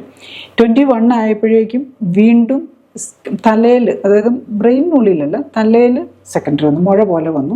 അതെടുത്തപ്പോൾ വീണ്ടും അതിലും ഇതായിരുന്നു. അപ്പം വീണ്ടും കീമോതെറാപ്പി ചെയ്തു. അപ്പം ആദ്യത്തെ ഒരു ലെവലിൽ ചെയ്തു, പിന്നെ റാഡിക്കൽ മാസ്റ്റക്ടമി കഴിഞ്ഞിട്ട് വീണ്ടും ചെയ്തു, പിന്നെ സ്കാൽപ്പിലെ മുഴ അവിടെ സെക്കൻഡറി വന്നു. അപ്പോൾ അത് 4th സ്റ്റേജ് എത്തി എന്നുള്ളതാണ്. മുഴ വന്നപ്പോൾ വീണ്ടും കീമോതെറാപ്പി ചെയ്തു. പിന്നെ അത് കഴിഞ്ഞിട്ട് 2022 ആയപ്പോഴേക്കും വീണ്ടും ലങ്സിൽ സെക്കൻഡറി കണ്ടു. റൈറ്റ് ലങ്ങിൻ്റെ ഒരു പാർട്ട് ലോബക്ടമി ചെയ്തു, ഒരു പാർട്ട് എടുത്തു കളഞ്ഞു. വീണ്ടും കീമോതെറാപ്പി കൊടുക്കാനായിട്ട് അതിൽ ഏത് ബയോളജിക്കൽസും ഒക്കെ പലതും നോക്കിയെന്ന് തോന്നുന്നു. പക്ഷേ അത് ബ്ലഡ് വെസൽസിൽ വാസ്കുലൈറ്റിസും ആയിരുന്നു. അത് കാരണം മറ്റൊരു ബ്ലഡ് വെസലും കിട്ടാതായിട്ട് അവസാനം നമ്മൾ സബ്ക്ലേവിയൻ ഉണ്ട്, നേരെ ഹാർട്ടിനകത്തേക്ക് ഡയറക്റ്റ്ലി കൊടുക്കുന്ന പോലെയുള്ള, അതിലൂടെ കൊടുക്കാൻ തുടങ്ങി.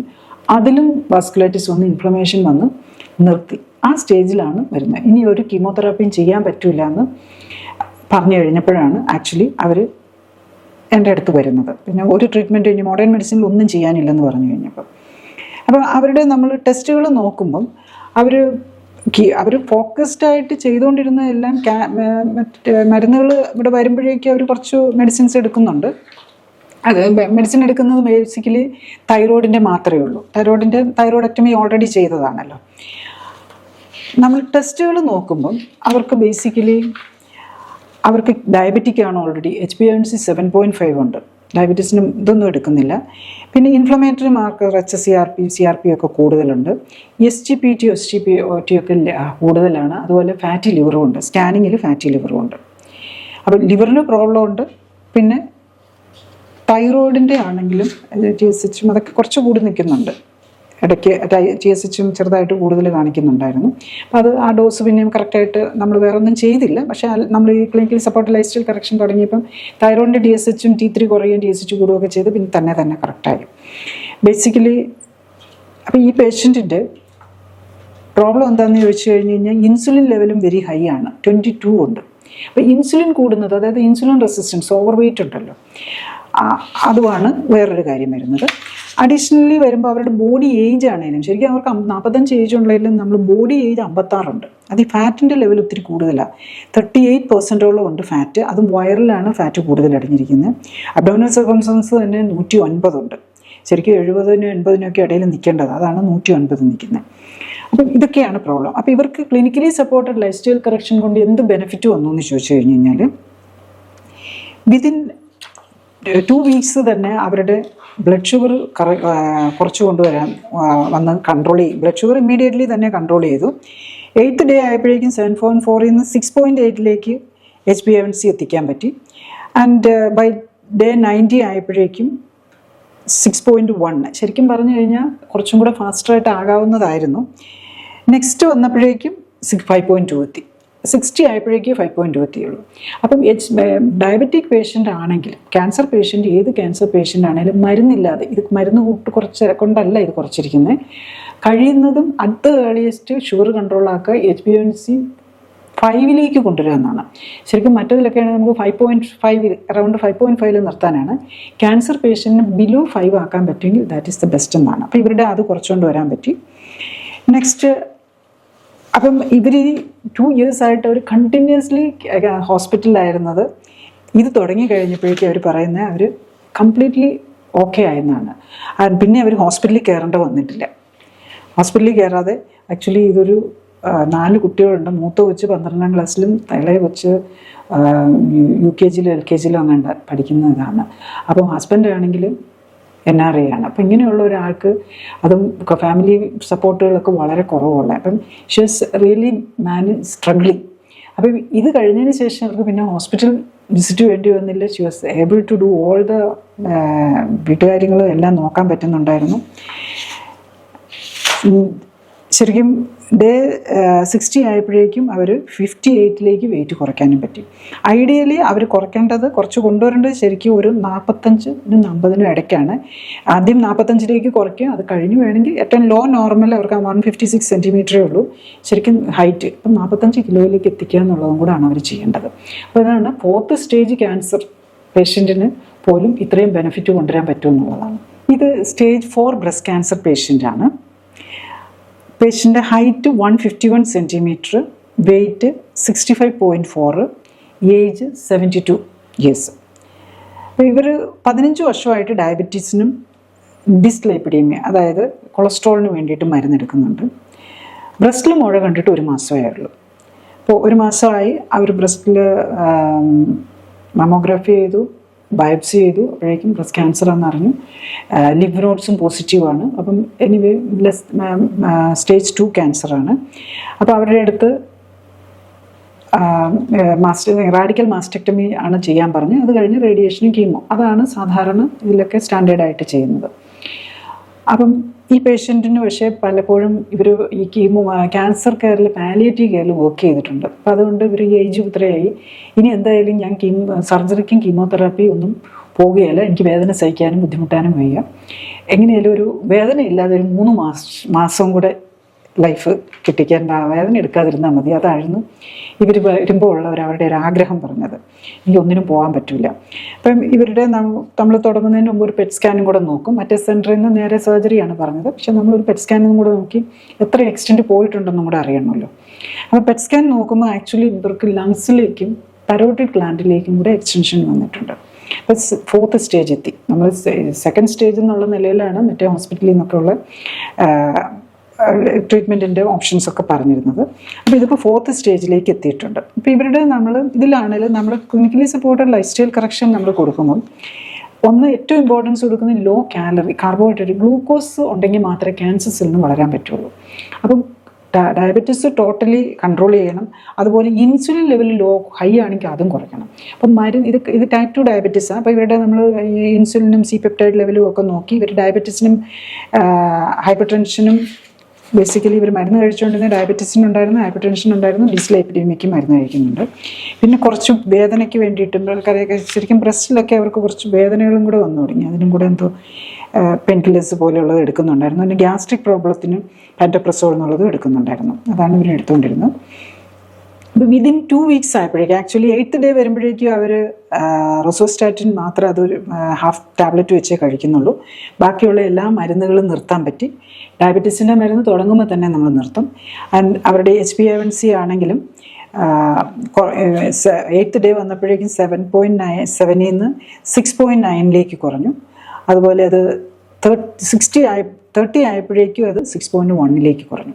ഇപ്പം നമ്മൾ പ്രിഫർ ചെയ്യുന്നത് ഈ ക്യാൻസർ പേഷ്യൻസിന് HbA1c മരുന്നില്ലാതെ അറൗണ്ട് 5, പ്രിഫറബിളി ബിലോ 5 കൊണ്ടുവരാനാണ് നമ്മൾ പ്രിഫർ ചെയ്യുന്നത്. പിന്നെ നമ്മളെല്ലാ ടോക്സിൻസ് ആണല്ലോ ഇതിനെല്ലാം കാരണം വരുന്നത്. അപ്പം നമ്മൾ മരുന്നുകളെ ഒരു ടോക്സിനായിട്ടാണ് ഇതിൽ നമ്മൾ കാണുന്നത്. അപ്പം മരുന്നുകളെല്ലാം നിർത്തി. ആക്ച്വലി അവരുടെ 6th മന്ത് ആയപ്പോഴേക്കും വീണ്ടും ഇടയ്ക്ക് നമ്മൾ ഇപ്പോഴും ഫോളോ അപ്പിനായിട്ട് സൈസ് കുറയുന്നുണ്ടോ ഇതൊക്കെ നോക്കാനായിട്ട് എപ്പോഴും അൾട്രാസൗണ്ട് സ്കാനാണ് നോക്കുന്നത്. പിന്നെ 3 months or 6 months കൂടുമ്പോഴാണ് പെറ്റ് സ്കാൻ നോക്കുന്നത്. ഇപ്പം 6 months ആയപ്പോഴേക്കും പെറ്റ് സ്കാനിൽ അതൊക്കെ അതിൻ്റെ ആ ഡെപ്ത് കുറയുന്നത് എത്രയെന്ന് പെറ്റ് സ്കാനിൽ കാണാൻ പറ്റില്ല. നമ്മൾ കമ്പയർ ചെയ്യുമ്പം ഫിഗർ വെച്ച് നോക്കുമ്പോൾ നമുക്ക് കാണാൻ പറ്റും കുറഞ്ഞു തുടങ്ങിയിട്ടുണ്ട്. മോസ്റ്റ് ഇമ്പോർട്ടൻറ്റ് പേഷ്യൻറ്റ് വളരെ ഹെൽത്തിയാണ്, ഒരു സൈഡ് പ്രോബ്ലം ഇല്ല. ഇപ്പോൾ 1 year ആവാറായി, ഇപ്പോഴും ഷീസ് വെരി ആക്റ്റീവ്. നമ്മളാകെ HbA1c കാർബോഹൈഡ്രേറ്റ് കഴിക്കരുത്, അതായത് അരി ഗോതമ്പ് മധുരമൊന്നും കഴിക്കരുത്. HbA1c എല്ലാ വീക്കും നോക്കുക, എല്ലാ വീക്കും പ്രിഫറബിളി നോക്കുക. കാരണം നമുക്ക് ലൈഫ് സ്റ്റൈലാണല്ലോ, നമുക്ക് കാണുമ്പോൾ എന്തെങ്കിലുമൊക്കെ കൊതി വന്നെടുത്ത് തെറ്റിപ്പോകുന്നുണ്ടോ. അത്രയും നല്ല എത്തിക്കഴിഞ്ഞാൽ പിന്നെ ഷുഗർ നോക്കുന്നതിൽ കാര്യമില്ല. HbA1c വീക്കിലി അറ്റ്ലീസ്റ്റ് മന്ത്ലി എങ്കിലും നോക്കുക. വെയിറ്റ് മാനേജ് ചെയ്യുക. വെയിറ്റ് അവർക്ക് തുടങ്ങുമ്പോൾ 65 kg ഉണ്ടായിരുന്നത് അവർ 3 months ആയപ്പോഴേക്കും 51 കുറച്ചു. 51.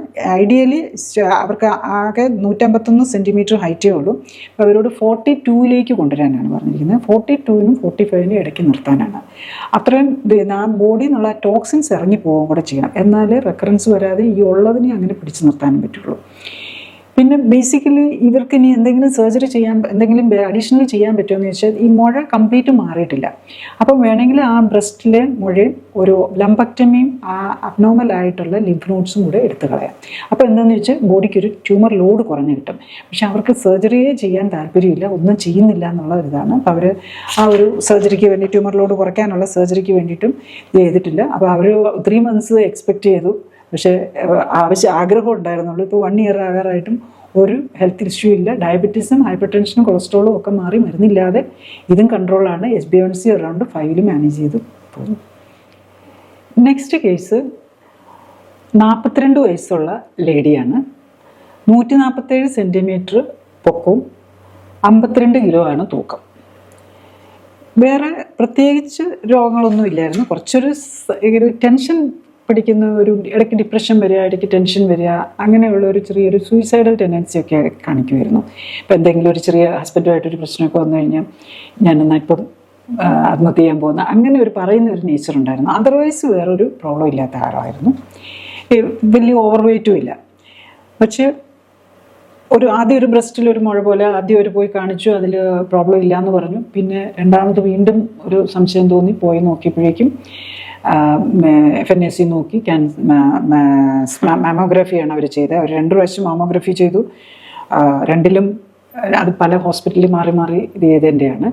പിന്നെ FNACയിലും ഇതായിരുന്നു. പിന്നെ അവർ ബ്രസ്റ്റിൽ നോക്കി, അതിലും പോസിറ്റീവ് ആയെന്ന് കണ്ടു കഴിഞ്ഞാൽ തന്നെ ഹിസ്റ്റോപതോളജി റിപ്പോർട്ട് വന്നപ്പോൾ തന്നെ അവർ ഈ clinically supported lifestyle correction എടുക്കാനായിട്ട് വന്നു.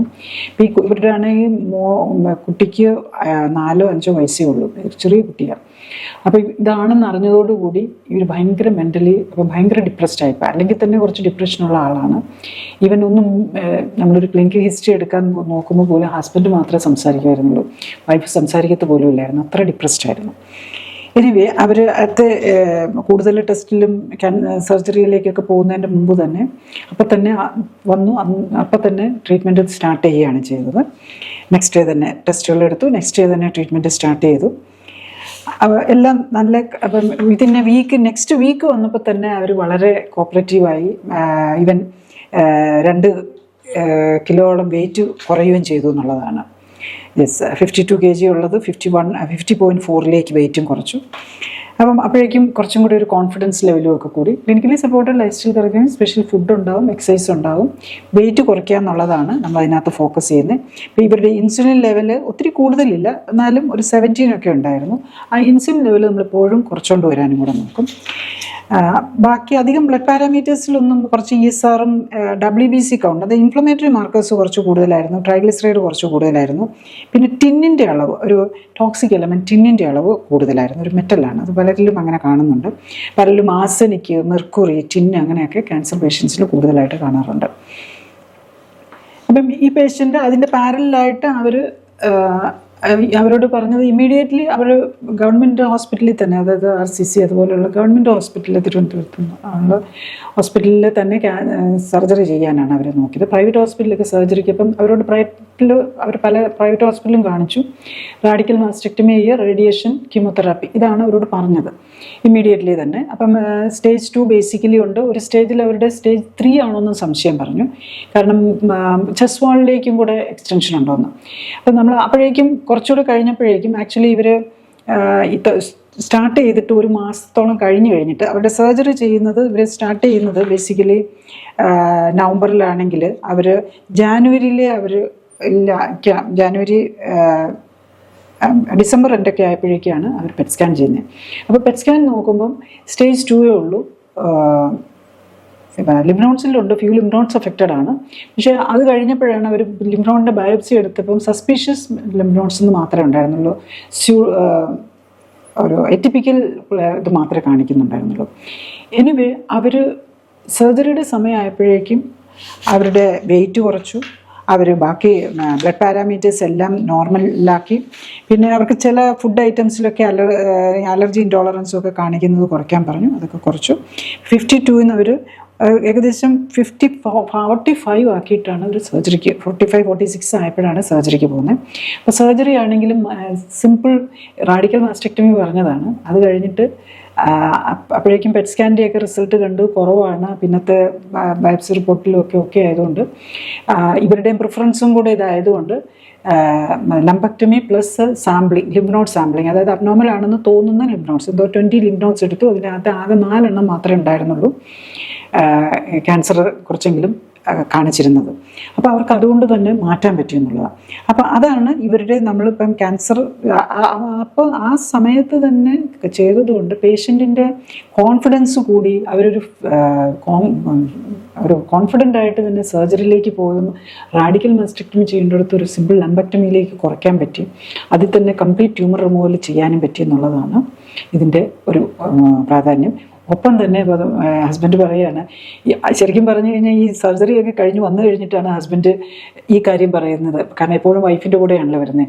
അത് കഴിഞ്ഞിട്ട് എന്തോ റീഇംബേഴ്സ്മെൻറ്റ് സൈനിങ്ങിന് എന്തോ വന്നപ്പോഴാണ് ഈ സൈക്കോളജിക്കൽ പ്രോബ്ലം ഇങ്ങനെ ഉണ്ടായിരുന്നെന്ന് തന്നെ പറയുന്നത്, ഇങ്ങനെ സൂയിസൈഡൽ ടെൻഡൻസി. ഇപ്പോൾ അതൊന്നും ഇല്ല എന്ന് ഹാപ്പി ആയിട്ട് പറയുകയാണ് ഇത്.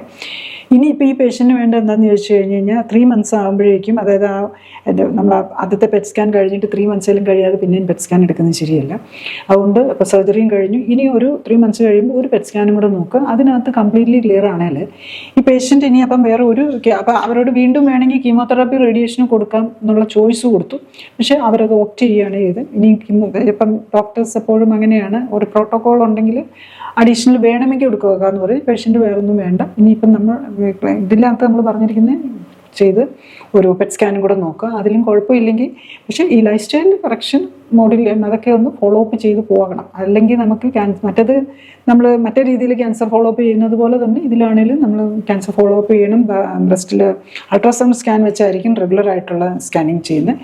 അവർ ഇത് സർജറി കഴിഞ്ഞിട്ട് അൾട്രാസൗണ്ട് സ്കാൻ ചെയ്തപ്പോഴും അൾട്രാസൗണ്ട് സ്കാനിൽ ടോട്ടലി ക്ലിയർ ആണ്. നെക്സ്റ്റ് ഒരു പെറ്റ് സ്കാനും കൂടെ നോക്കിയാൽ മതിയാവും.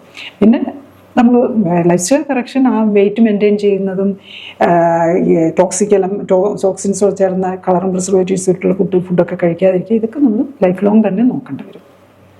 നെക്സ്റ്റ് കേസ്, ഇതും ബ്രസ്റ്റ് ക്യാൻസർ സ്റ്റേജ് 1 ആണ് ആക്ച്വലി. അപ്പോൾ 72 വയസ്സാണ്, 145 സെൻറ്റിമീറ്റർ ഹൈറ്റ്, 54 കിലോ ആണ് തൂക്കം. ഇവർക്ക് 20 വർഷമായിട്ട് പ്രഷറുണ്ട്. അതിന് വേണ്ടിയിട്ട് മരുന്ന് കഴിക്കുന്നുണ്ട്.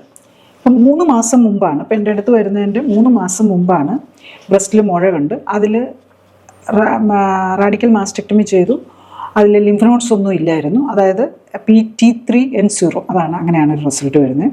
അതിൽ ER, അതായത് ഈസ്ട്രജൻ റിസപ്റ്ററും പ്രൊജസ്ട്രോൺ റിസപ്റ്ററും പോസിറ്റീവായിരുന്നു. HERS2 നെഗറ്റീവായിരുന്നു. HERS2 grade 1. അപ്പം അത് കഴിഞ്ഞിട്ട് ഇവർക്ക് കീമോതെറാപ്പിയും കൂടെയാണ് കൊടുത്തിരിക്കുന്നത്. റേഡിയേഷൻ വേണ്ടെന്ന് പറഞ്ഞെന്നുള്ളതാണ് അവർ പറഞ്ഞത്. എനിവേ, പക്ഷേ അവരുടെ പ്രോബ്ലം എന്താ ഇപ്പോൾ എന്ന് ചോദിച്ചു കഴിഞ്ഞ് കഴിഞ്ഞാൽ കൈക്ക് ഭയങ്കര വേദനയാണ്. റാഡിക്കൽ മാസ്റ്റക്ടമി കഴിഞ്ഞാൽ ആ കൈക്ക് ഭയങ്കര ന്യൂറോപ്പതി പെയിനാണ്. അത് ചെസ്റ്റിലേക്കും ആ പെയിൻ വരുന്നു. ഉറങ്ങാനും പറ്റുന്നില്ല. അവർക്ക് ഭയങ്കര അൺകംഫർട്ടബിളാണ്. അപ്പം ഈ രാത്രിയൊക്കെ ഭയങ്കര ചൂട് പോലെയൊക്കെ തോന്നുന്നു. ഒട്ടും കംഫർട്ടബിൾ അല്ലെന്നാണ് പറയുന്നത്.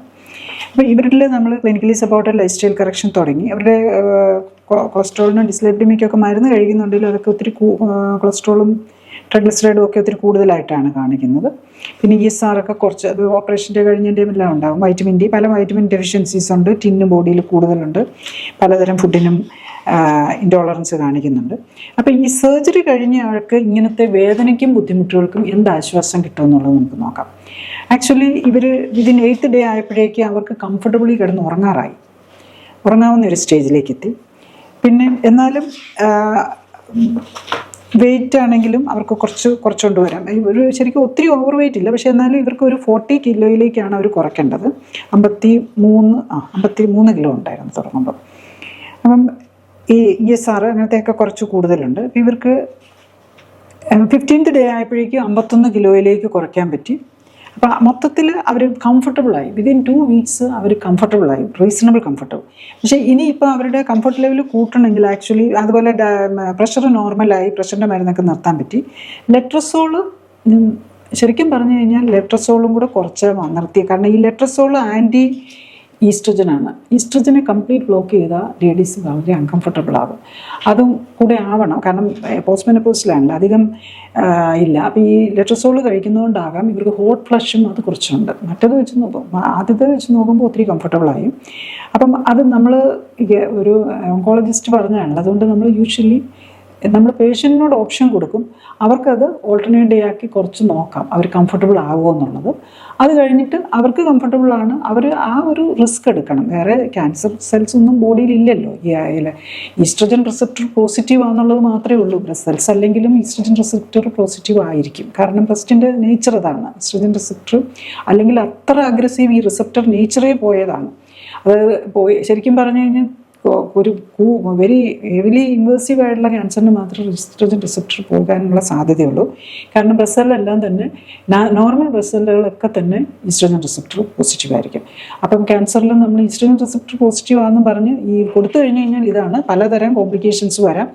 അതുപോലെ ഇങ്ങനത്തെ മരുന്നുകൾ എടുക്കുമ്പം ചിലപ്പോൾ കുറച്ച് നാൾ കഴിഞ്ഞ് ഇങ്ങനെയും സഹിച്ചെടുത്താൽ തന്നെ ഈ ഓട്ടോ ഇമ്മ്യൂൺ ഡിസീസ്, പ്രത്യേകിച്ച് തൈറോയിഡൈറ്റിസ്, ഹാഷിമോട്ടോ തൈറോയിഡൈറ്റിസ് ഒക്കെ വരുന്നതായിട്ടാണ് കാണുന്നത്.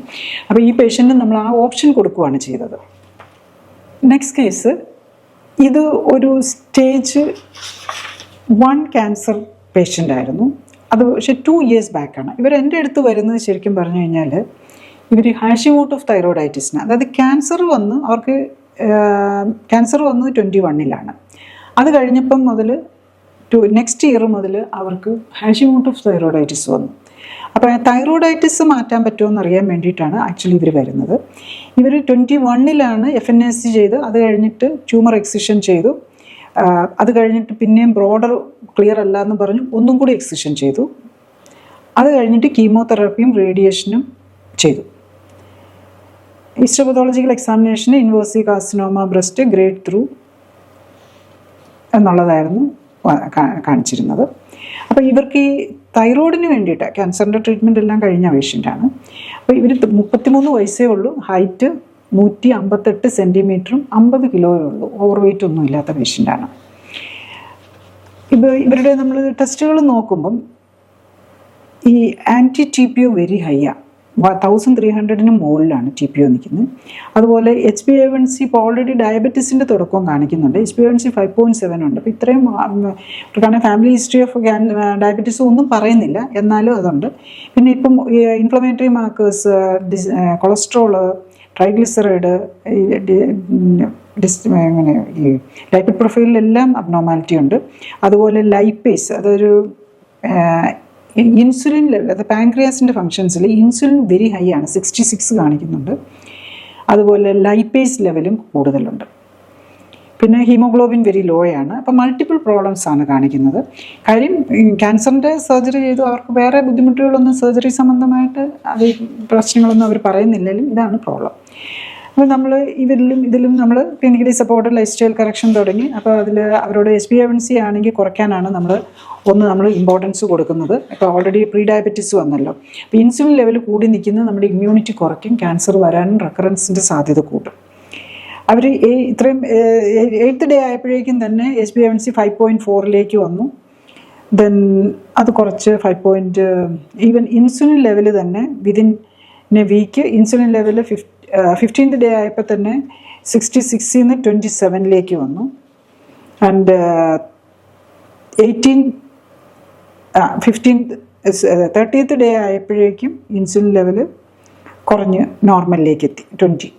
എന്നാലും കുറച്ചുണ്ട്, അത് ആ ഇൻസുലിൻ ലെവൽ നിൽക്കുന്നുണ്ട്. കുറച്ചുകൂടി നമ്മൾ 20 പോലും വേണ്ട. അപ്പർ ലിമിറ്റ് നമ്മൾ പറയുന്നത് 25 ആണെങ്കിലും നമ്മൾ പ്രിഫർ ചെയ്യുന്നത് ഇൻസുലിൻ ലെവൽ അറൗണ്ട് 4-5-ലേക്ക് കൊണ്ടുവരിക എന്നുള്ളതാണ്. അപ്പം അവർ ഈ ലെട്രോസ് എന്നുള്ള ടാബ്ലറ്റ്, അവർ ടെമോക്സിഫിൻ ടാബ്ലറ്റ് കഴിക്കുന്നുണ്ട്. തൈറോക്സിനും കുറച്ചുകൊണ്ട് വന്ന് നിർത്താൻ പറ്റി. ആക്ച്വലി 15th day ആയപ്പോഴേക്കും തന്നെ ഈ clinically supported lifestyle correction തുടങ്ങിയിട്ട് 15th day ആയപ്പോഴേക്കും തൈറോക്സിൻ കുറച്ചുകൊണ്ട് വന്ന് നിർത്താൻ പറ്റി. പക്ഷെ ടെമോക്സിഫിൻ കണ്ടിന്യൂ ചെയ്യുന്നതാണോ? അപ്പം അത് മാത്രം ഈ ഓട്ടോ ഇമ്മ്യൂൺ ആൻറ്റിബോഡീസ് കുറയാതെ വന്നപ്പം നമ്മൾ അവർക്കൊരു ഓപ്ഷൻ കൊടുത്തു. മോസ്റ്റ് പ്രോബബ്ലി അത് നിൽക്കുന്നതുകൊണ്ടായിരിക്കും. അത് കുറച്ച് കൊണ്ടുവന്ന് നിർത്തുകയാണെങ്കിൽ ഒരുപക്ഷെ ഈ ഇത് കുറയാൻ സാധ്യതയുണ്ടെന്ന് പറഞ്ഞു. അപ്പോൾ അവരതിൽ വില്ലിങ്ങായി നമ്മൾ കുറച്ചുകൊണ്ട് വന്നു. AMA നെക്സ്റ്റ് വന്നു, അവർ കുറയ്ക്കാൻ തുടങ്ങി. നെക്സ്റ്റ് മുതൽ നമ്മൾ AMA ആണ് നോക്കിയത്. 926 വന്നു ഓട്ടോ ഇമ്മ്യൂൺ ആൻറ്റിബോഡി. അത് കഴിഞ്ഞ് നെക്സ്റ്റ് വിസിറ്റിലേക്ക് വന്നപ്പോഴേക്കും അത് AMA 575 കുറഞ്ഞു. അങ്ങനെ ആക്ച്വലി അവരുടെ ഈ AMA ലെവൽ കുറഞ്ഞു വരാൻ തുടങ്ങി. അപ്പോൾ അതുകൊണ്ട് തന്നെ അവർ കോൺഫിഡൻ്റ് ആയി. ബേസിക്കലി അവർ പിന്നെ മറ്റ് ടമോക്സിഫൻ എടുക്കുന്നില്ല എന്ന് വെച്ചു. അപ്പം ബാക്കി ബ്ലഡ് പാരാമീറ്റേഴ്സ് എല്ലാം കുറഞ്ഞു. ബാക്കി അബ്നോർമലായിട്ടുള്ളതെല്ലാം കറക്റ്റ് ചെയ്ത് കൊണ്ടുവരാനും പറ്റിയെന്നുള്ളതാണ്. അതിൽ നമ്മൾ ഓങ്കോളജിസ്റ്റ് പറഞ്ഞതിൽ നമ്മളിപ്പം ക്ലിനിക്കൽ സപ്പോർട്ട് ലിസ്റ്റ് കറക്ഷൻ നമ്മൾ പേഷ്യൻറ്റിനോട് അതിൻ്റെ പ്ലസ് ആൻഡ് മൈനസ് പറഞ്ഞു കൊടുക്കുക. ഇങ്ങനത്തെ മരുന്നുകൾ, പ്രത്യേകിച്ച് ലോങ് ടൈം എടുക്കാൻ പറഞ്ഞിരിക്കുന്ന മരുന്നുകൾ, ഇപ്പം ഇതിനു മുമ്പ് കണ്ട പേഷ്യൻറ്റിന് നമ്മൾ അവരുടെ കംഫർട്ട് ലെവൽ കംപ്ലീറ്റ് കറക്റ്റ് ആകണമെന്നുണ്ടെങ്കിൽ ലെട്രസോൾ അവർക്ക് കൊടുത്തിരുന്ന ലെട്രസോളാണ്. അവർ പോസ്റ്റ് മെനപ്പോസിലാണ്, ഇത് പ്രീ മെനപ്പോസിലാണ്. അപ്പോൾ ഇവർക്ക് കൊടുത്തിരിക്കുന്ന ടമോക്സിഫൻ ആണ്. അപ്പോൾ അത് രണ്ടും കൊടുത്ത് കാണാറുണ്ട് ഡോക്ടേഴ്സ്. ഓങ്കോളജിസ്റ്റ് സാധാരണ കൊടുക്കുന്നതാണ് ഓങ്കോളജിസ്റ്റ് ടമോക്സിഫൻ ഇവരുടെ ഇതാണ്. എനിവേ ഇവരുടെ ടമോക്സിഫൻ നിർത്തിയപ്പോഴേക്കും തൈറോയിഡിൻ്റെ മരുന്നുകൾ കുറച്ചുകൊണ്ട് നിർത്താനും പറ്റി. അപ്പം ഓപ്ഷൻ അവർക്ക് കൊടുത്തു. അവരിനിയപ്പോൾ എടുക്കുന്നില്ല എന്നുള്ളൊരിതാണ്. പക്ഷേ എവരി മന്ത് നമ്മൾ ഇത് ചെക്ക് ചെയ്തുകൊണ്ടിരിക്കണം. അപ്പോൾ അവർക്കൊരു ട്യൂമർ മാർക്കറായിട്ട് തന്നെ ഫോളോ ചെയ്യാവുന്നത് ഇതാണ്. മറ്റേ AMA or TPO കൂടുവാണെങ്കിൽ അത് സീരിയസ് ആയിട്ട് കാണുന്നു. നെക്സ്റ്റ് കേസ്, ഇത് ബ്രസ്റ്റ് ക്യാൻസർ സ്റ്റേജ് 2 ആയിരുന്നു. 2020 ഡയഗ്നോസ് ചെയ്തതാണ് ലെഫ്റ്റ് ബ്രസ്റ്റ്. അത് കഴിഞ്ഞിട്ട് അവർ കീമോതെറാപ്പി എടുത്തു, റേഡിയേഷൻ എടുത്തു. അത് കഴിഞ്ഞിട്ട് പ്രൊലോങ്ഡ് ഹോർമോൺ തെറാപ്പി. അവർക്ക് HER2 പോസിറ്റീവ് ആയിരുന്നു. അതുകൊണ്ട് അവർ ബയോളജിക്കൽസ് ആണ് മെയിൻലി എടുത്തത്. പക്ഷേ ഇപ്പോൾ അവരുടെ പ്രോബ്ലം എന്താണെന്ന് വെച്ചാൽ ഇപ്പോൾ ഹോർമോൺ തെറാപ്പി കണ്ടിന്യൂ ചെയ്തുകൊണ്ടിരിക്കുകയാണ്. ഹോർമോൺ തെറാപ്പിയിൽ HER2 അതിൻ്റെ ഒരു മാക്സിമം ഈ ബയോളജിക്കൽസ് ഒക്കെ കൊടുക്കുന്നത് 1 year വരെയാണ്. അത് കഴിഞ്ഞിട്ട് അവർക്ക് ടമോക്സിഫൻ കൊടുക്കുന്നുണ്ട്. ഗോർസലിൻ എന്ന് പറഞ്ഞ ഒരു ഈ GnRH അഗണിസ്റ്റ് കൊടുക്കുന്നുണ്ട്. മറ്റേ ടമോക്സിഫൻ ആൻറ്റി ഈസ്ട്രജനാണ്. GnRH അഗണിസ്റ്റ് ഓവറിയെ ബ്ലോക്ക് ചെയ്ത് ഈസ്ട്രോജൻ്റെ പ്രൊഡക്ഷൻ നിർത്താനുള്ളതാണ്. അതിൻ്റെ സൈഡ് ഇഫക്റ്റ് വരാതിരിക്കാൻ വേണ്ടിയിട്ട് അത് ബോണിനെയൊക്കെ അത് വർഷങ്ങളായിട്ട് എടുത്തുകൊണ്ടിരിക്കുകയാണ്. കുറേ കാലങ്ങളായിട്ട് ഇത് എടുക്കുന്നുണ്ട്. അതുകൊണ്ടൊരു സൊമാറ്റ എന്നുള്ളൊരു സോൾക്കോഡ്രോണിക് ആസിഡ് എന്ന് പറഞ്ഞ് വേറൊരു ബോണിന് വലിയ എല്ല് ദ്രവിക്കാതിരിക്കാനായിട്ട് അതും കൊടുക്കുന്നുണ്ട്. പിന്നെ ഇപ്പോൾ അവരുടെ വേറൊരു പ്രോബ്ലം, അവരുടെ ലിവർ എൻസൈംസ് ഒത്തിരി കൂടിയിരിക്കുന്നു. അപ്പം ഇതിലും കൂടെയാണ് അവർ വരുന്നത്. അപ്പം ലിവർ എൻസൈംസ് SGPT 136, SGOT 176 ഉണ്ട്. AMA കൂടുതലാണ്, TSH കൂടുതലുണ്ട്, T4 കുറവുണ്ട്. അപ്പോൾ ഇവർക്ക് ഓൾറെഡി ഹാഷിമോട്ടോ തൈറോയിഡൈറ്റിസും വന്നു. അപ്പോൾ അതാണ് ടമോക്സിഫൻ, ലെട്രസോൾ ഇതിൻ്റെയൊക്കെ ഒരു സൈഡ് ഇഫക്റ്റ് ആയിട്ടാണ് എനിക്ക് മനസ്സിലാകുന്നത് ഇത് വരാൻ സാധ്യതയുണ്ടെന്നുള്ളത്, ഹാഷിമോട്ടോ തൈറോയിഡൈറ്റിസ് വരാമെന്നുള്ളത്. പിന്നെ പല ഇതൊക്കെ ആണെങ്കിലും പല ന്യൂട്രീഷണൽ ഡെഫിഷ്യൻസീസ് ഉണ്ട്.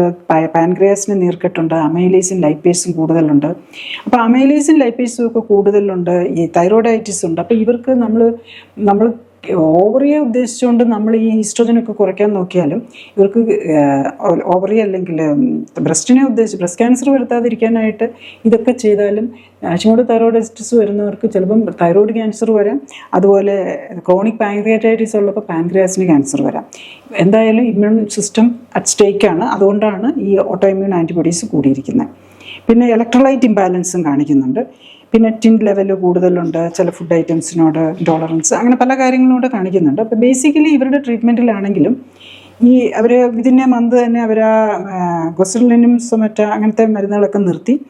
ഈവൻ അത് കഴിഞ്ഞപ്പോൾ തന്നെ അവർക്ക് ഭയങ്കര കംഫർട്ടബിളായി. അവർ പറയുന്നത് അവർക്കൊരു സൂയിസൈഡൽ ടെൻഡൻസി തോന്നുന്നു. അത് എന്താ കാര്യം എന്ന് ചോദിച്ചു കഴിഞ്ഞാൽ ഈ ഈസ്ട്രോജൻ ശരിക്കും പറഞ്ഞാൽ ബ്രെയിനിലും ആക്ഷൻ ഉണ്ട്. ബ്രെയിനിൽ പല ആക്ടിവിറ്റിക്കും ഫീമെയിൽ ഹോർമോണായിട്ടുള്ള ഈസ്ട്രോജൻ ആവശ്യമാണ്. അപ്പോൾ അതിനെ കംപ്ലീറ്റ്ലി ബ്ലോക്ക് ചെയ്യുന്ന 2 രീതിയിലാണ് ബ്ലോക്ക് ചെയ്യാൻ നോക്കുന്നത്.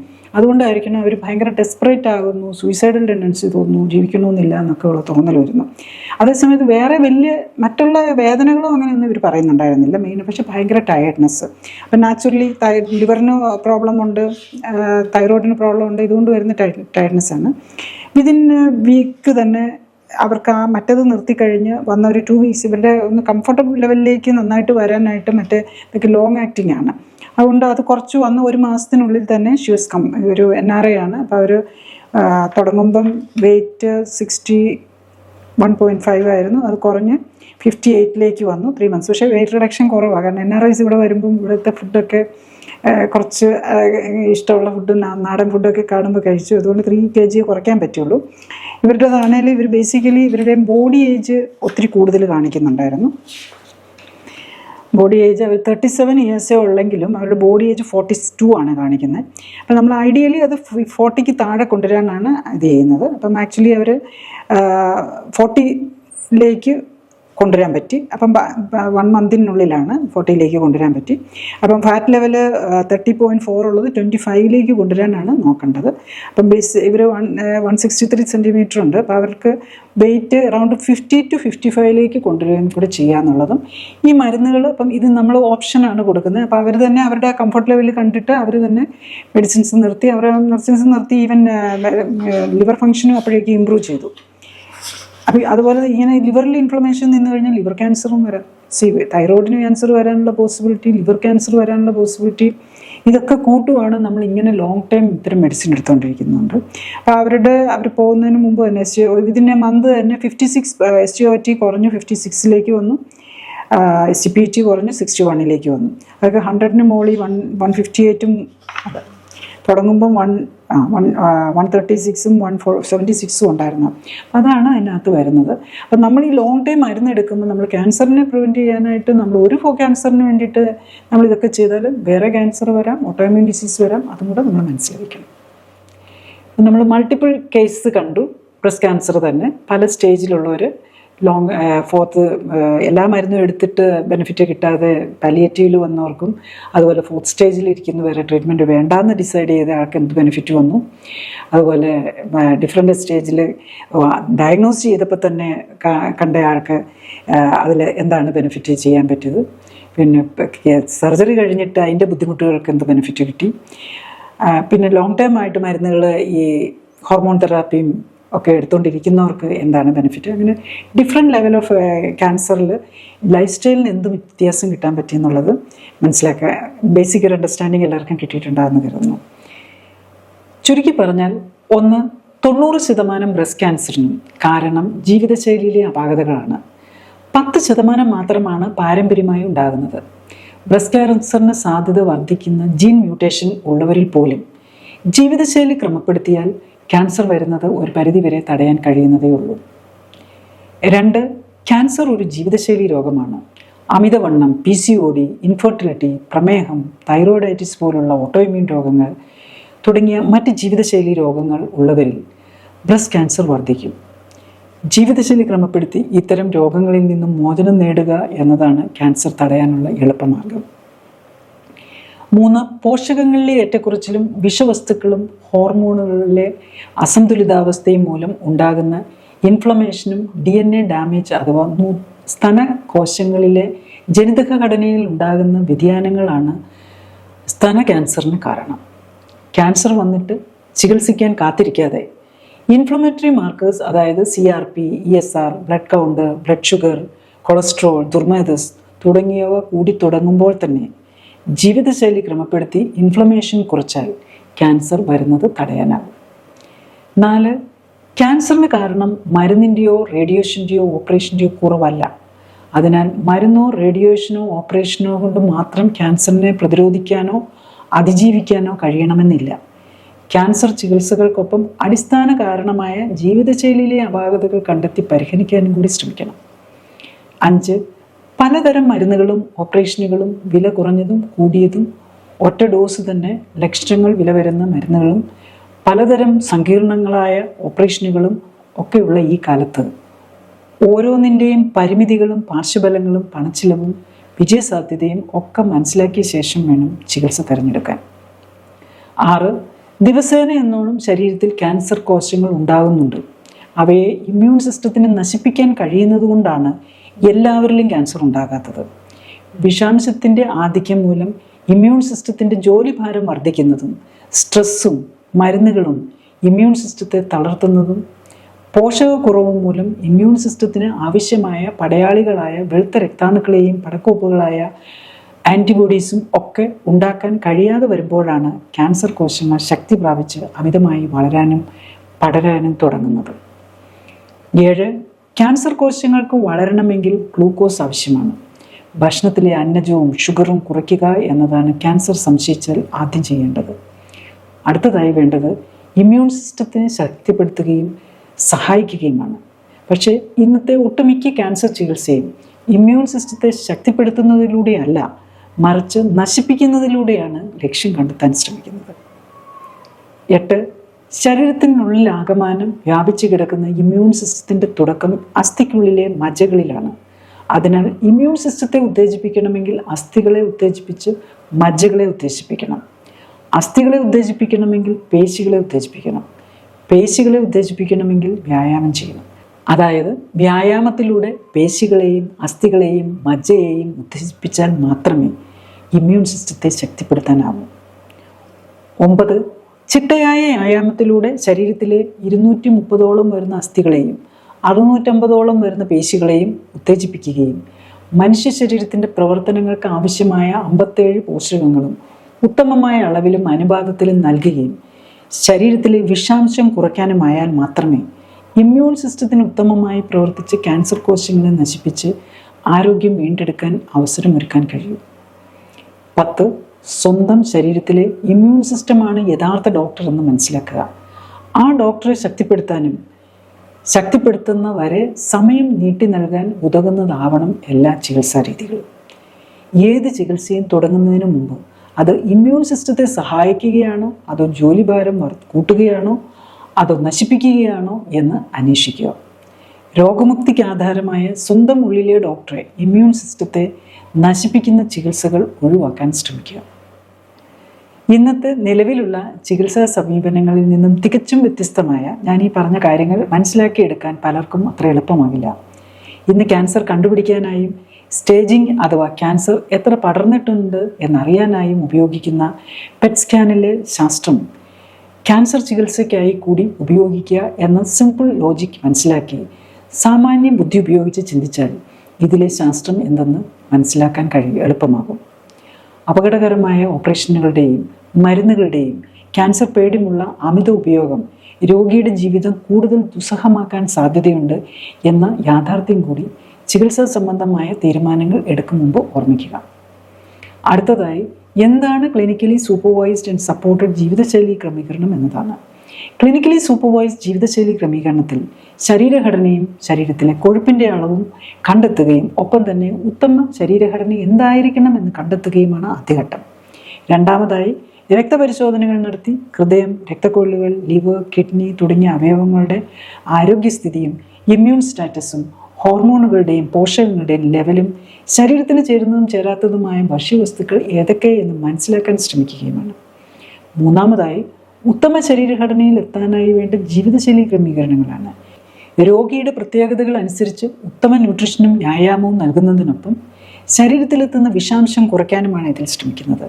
ശരീരകോശങ്ങൾക്ക് പ്രവർത്തിക്കാൻ ഉത്തമമായ സാഹചര്യം ഒരുക്കുന്നതിലൂടെ ജീവനാധാരമായ മെറ്റബോളിക് അഥവാ രാസപ്രവർത്തനങ്ങളുടെ സമതുലിതാവസ്ഥ വീണ്ടെടുക്കുകയും നിലനിർത്തുകയുമാണ് ലക്ഷ്യം.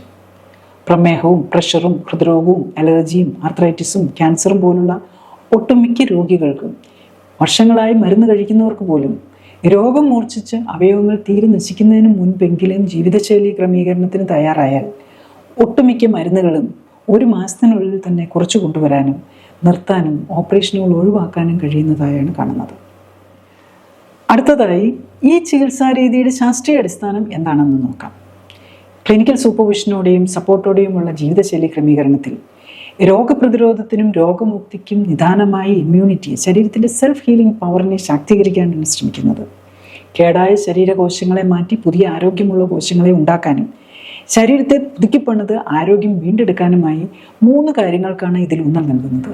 1. ശരീര കോശങ്ങളുടെ നിർമ്മിതിക്ക് ആവശ്യമായ പോഷകങ്ങൾ എല്ലാം ഉത്തമമായ അളവിലും അനുപാതത്തിലും ശരീരത്തിന് ലഭിക്കുന്നു എന്ന് ഉറപ്പാക്കാൻ ശ്രമിക്കുന്നു. 2. വ്യക്തമായ പ്ലാനിങ്ങോടെയുള്ള മിതമായ വ്യായാമത്തിലൂടെ ശരീരത്തിലെ എല്ലാ കോശങ്ങളെയും ഉത്തേജിപ്പിച്ച് രക്തയോട്ടം വർദ്ധിപ്പിച്ച് ശരീരത്തിലഴിഞ്ഞ് വിഷാംശം പുറത്തു കളയാൻ ശ്രമിക്കുന്നു. 3. ഭക്ഷണത്തിലൂടെയും വെള്ളത്തിലൂടെയും വായുവിലൂടെയും ലേപനങ്ങളിലൂടെയും കോസ്മെറ്റിക്കായും മരുന്നുകളായും ശരീരത്തിലെത്തുന്ന വിഷാംശം കുറയ്ക്കാൻ ശ്രമിക്കുന്നു. പ്രമേഹവും പ്രഷറും ഹൃദ്രോഗവും സ്ട്രോക്കും അലർജിയും ഓട്ടോ ഇമ്മ്യൂൺ രോഗങ്ങളും ക്യാൻസറും ഒക്കെ ജീവിതശൈലി രോഗങ്ങളുടെ വിഭാഗത്തിലാണ് പെടുന്നത്. ഇന്ന് ലോകത്തിൽ ഉപയോഗിക്കപ്പെടുന്ന മരുന്നുകളിൽ ഏകദേശം 90%, ചെയ്യപ്പെടുന്ന ശസ്ത്രക്രിയകളിൽ 90% ഇത്തരം ജീവിതശൈലി രോഗങ്ങൾക്ക് വേണ്ടിയാണ്. അതായത് 90% മരുന്നുകളും ശസ്ത്രക്രിയകളും ഒഴിവാക്കാനാകുന്നതേ ഉള്ളൂ. ജീവിതശൈലി രോഗങ്ങളെ മരുന്നോ ശസ്ത്രക്രിയയോ കൊണ്ട് മാറ്റാനാകില്ല. കാരണം ഇത്തരം ജീവിതശൈലി രോഗങ്ങൾക്ക് കാരണം മരുന്നിൻ്റെയോ ഓപ്പറേഷൻ്റെയോ കുറവല്ല. അതുകൊണ്ടാണ് ഒരിക്കൽ മരുന്ന് തുടങ്ങിയാൽ മരുന്നുകൾ തുടർച്ചയായി കഴിക്കേണ്ടി വരുന്നത്. അടുത്തത് ആരോഗ്യകാര്യങ്ങളെക്കുറിച്ച് സംസാരിക്കുന്ന വ്യക്തിയുടെ ശാസ്ത്രീയ അടിത്തറ വിലയിരുത്തേണ്ടതുണ്ട് എന്നതാണ്. ഞാൻ ഡോക്ടർ ജോളി തോമസൺ 1981 ബാച്ചിൽ കോട്ടയം മെഡിക്കൽ കോളേജിൽ നിന്നും MBBSും തുടർന്ന് തിരുവനന്തപുരം മെഡിക്കൽ കോളേജിൽ നിന്നും MDയും റീപ്രൊഡക്റ്റീവ് മെഡിസിനിലും സർജറിയിലും സ്പെഷ്യൽ ട്രെയിനിങ്ങുകൾക്ക് ശേഷം ഗവൺമെൻറ് സർവീസിൽ ചേർന്നു. 97-ൽ റിസൈൻ ചെയ്ത ശേഷം എറണാകുളത്ത് തേവരയിൽ ലൈഫ് കെയർ സെൻ്ററിൽ മരുന്നുകളും ശസ്ത്രക്രിയകളും ഒഴിവാക്കി ക്ലിനിക്കൽ സപ്പോർട്ടോടെയുള്ള ജീവിതശൈലി ക്രമീകരണത്തിലൂടെ ജീവിതശൈലിയുമായി ബന്ധപ്പെട്ട രോഗങ്ങൾ തടയുന്നതിനും ചികിത്സിച്ചു മാറ്റുന്നതിനും ഊന്നൽ നൽകുന്നു. ഒരു പ്രധാന കാര്യം കൂടി എല്ലാവരും മനസ്സിലാക്കേണ്ടതുണ്ട്.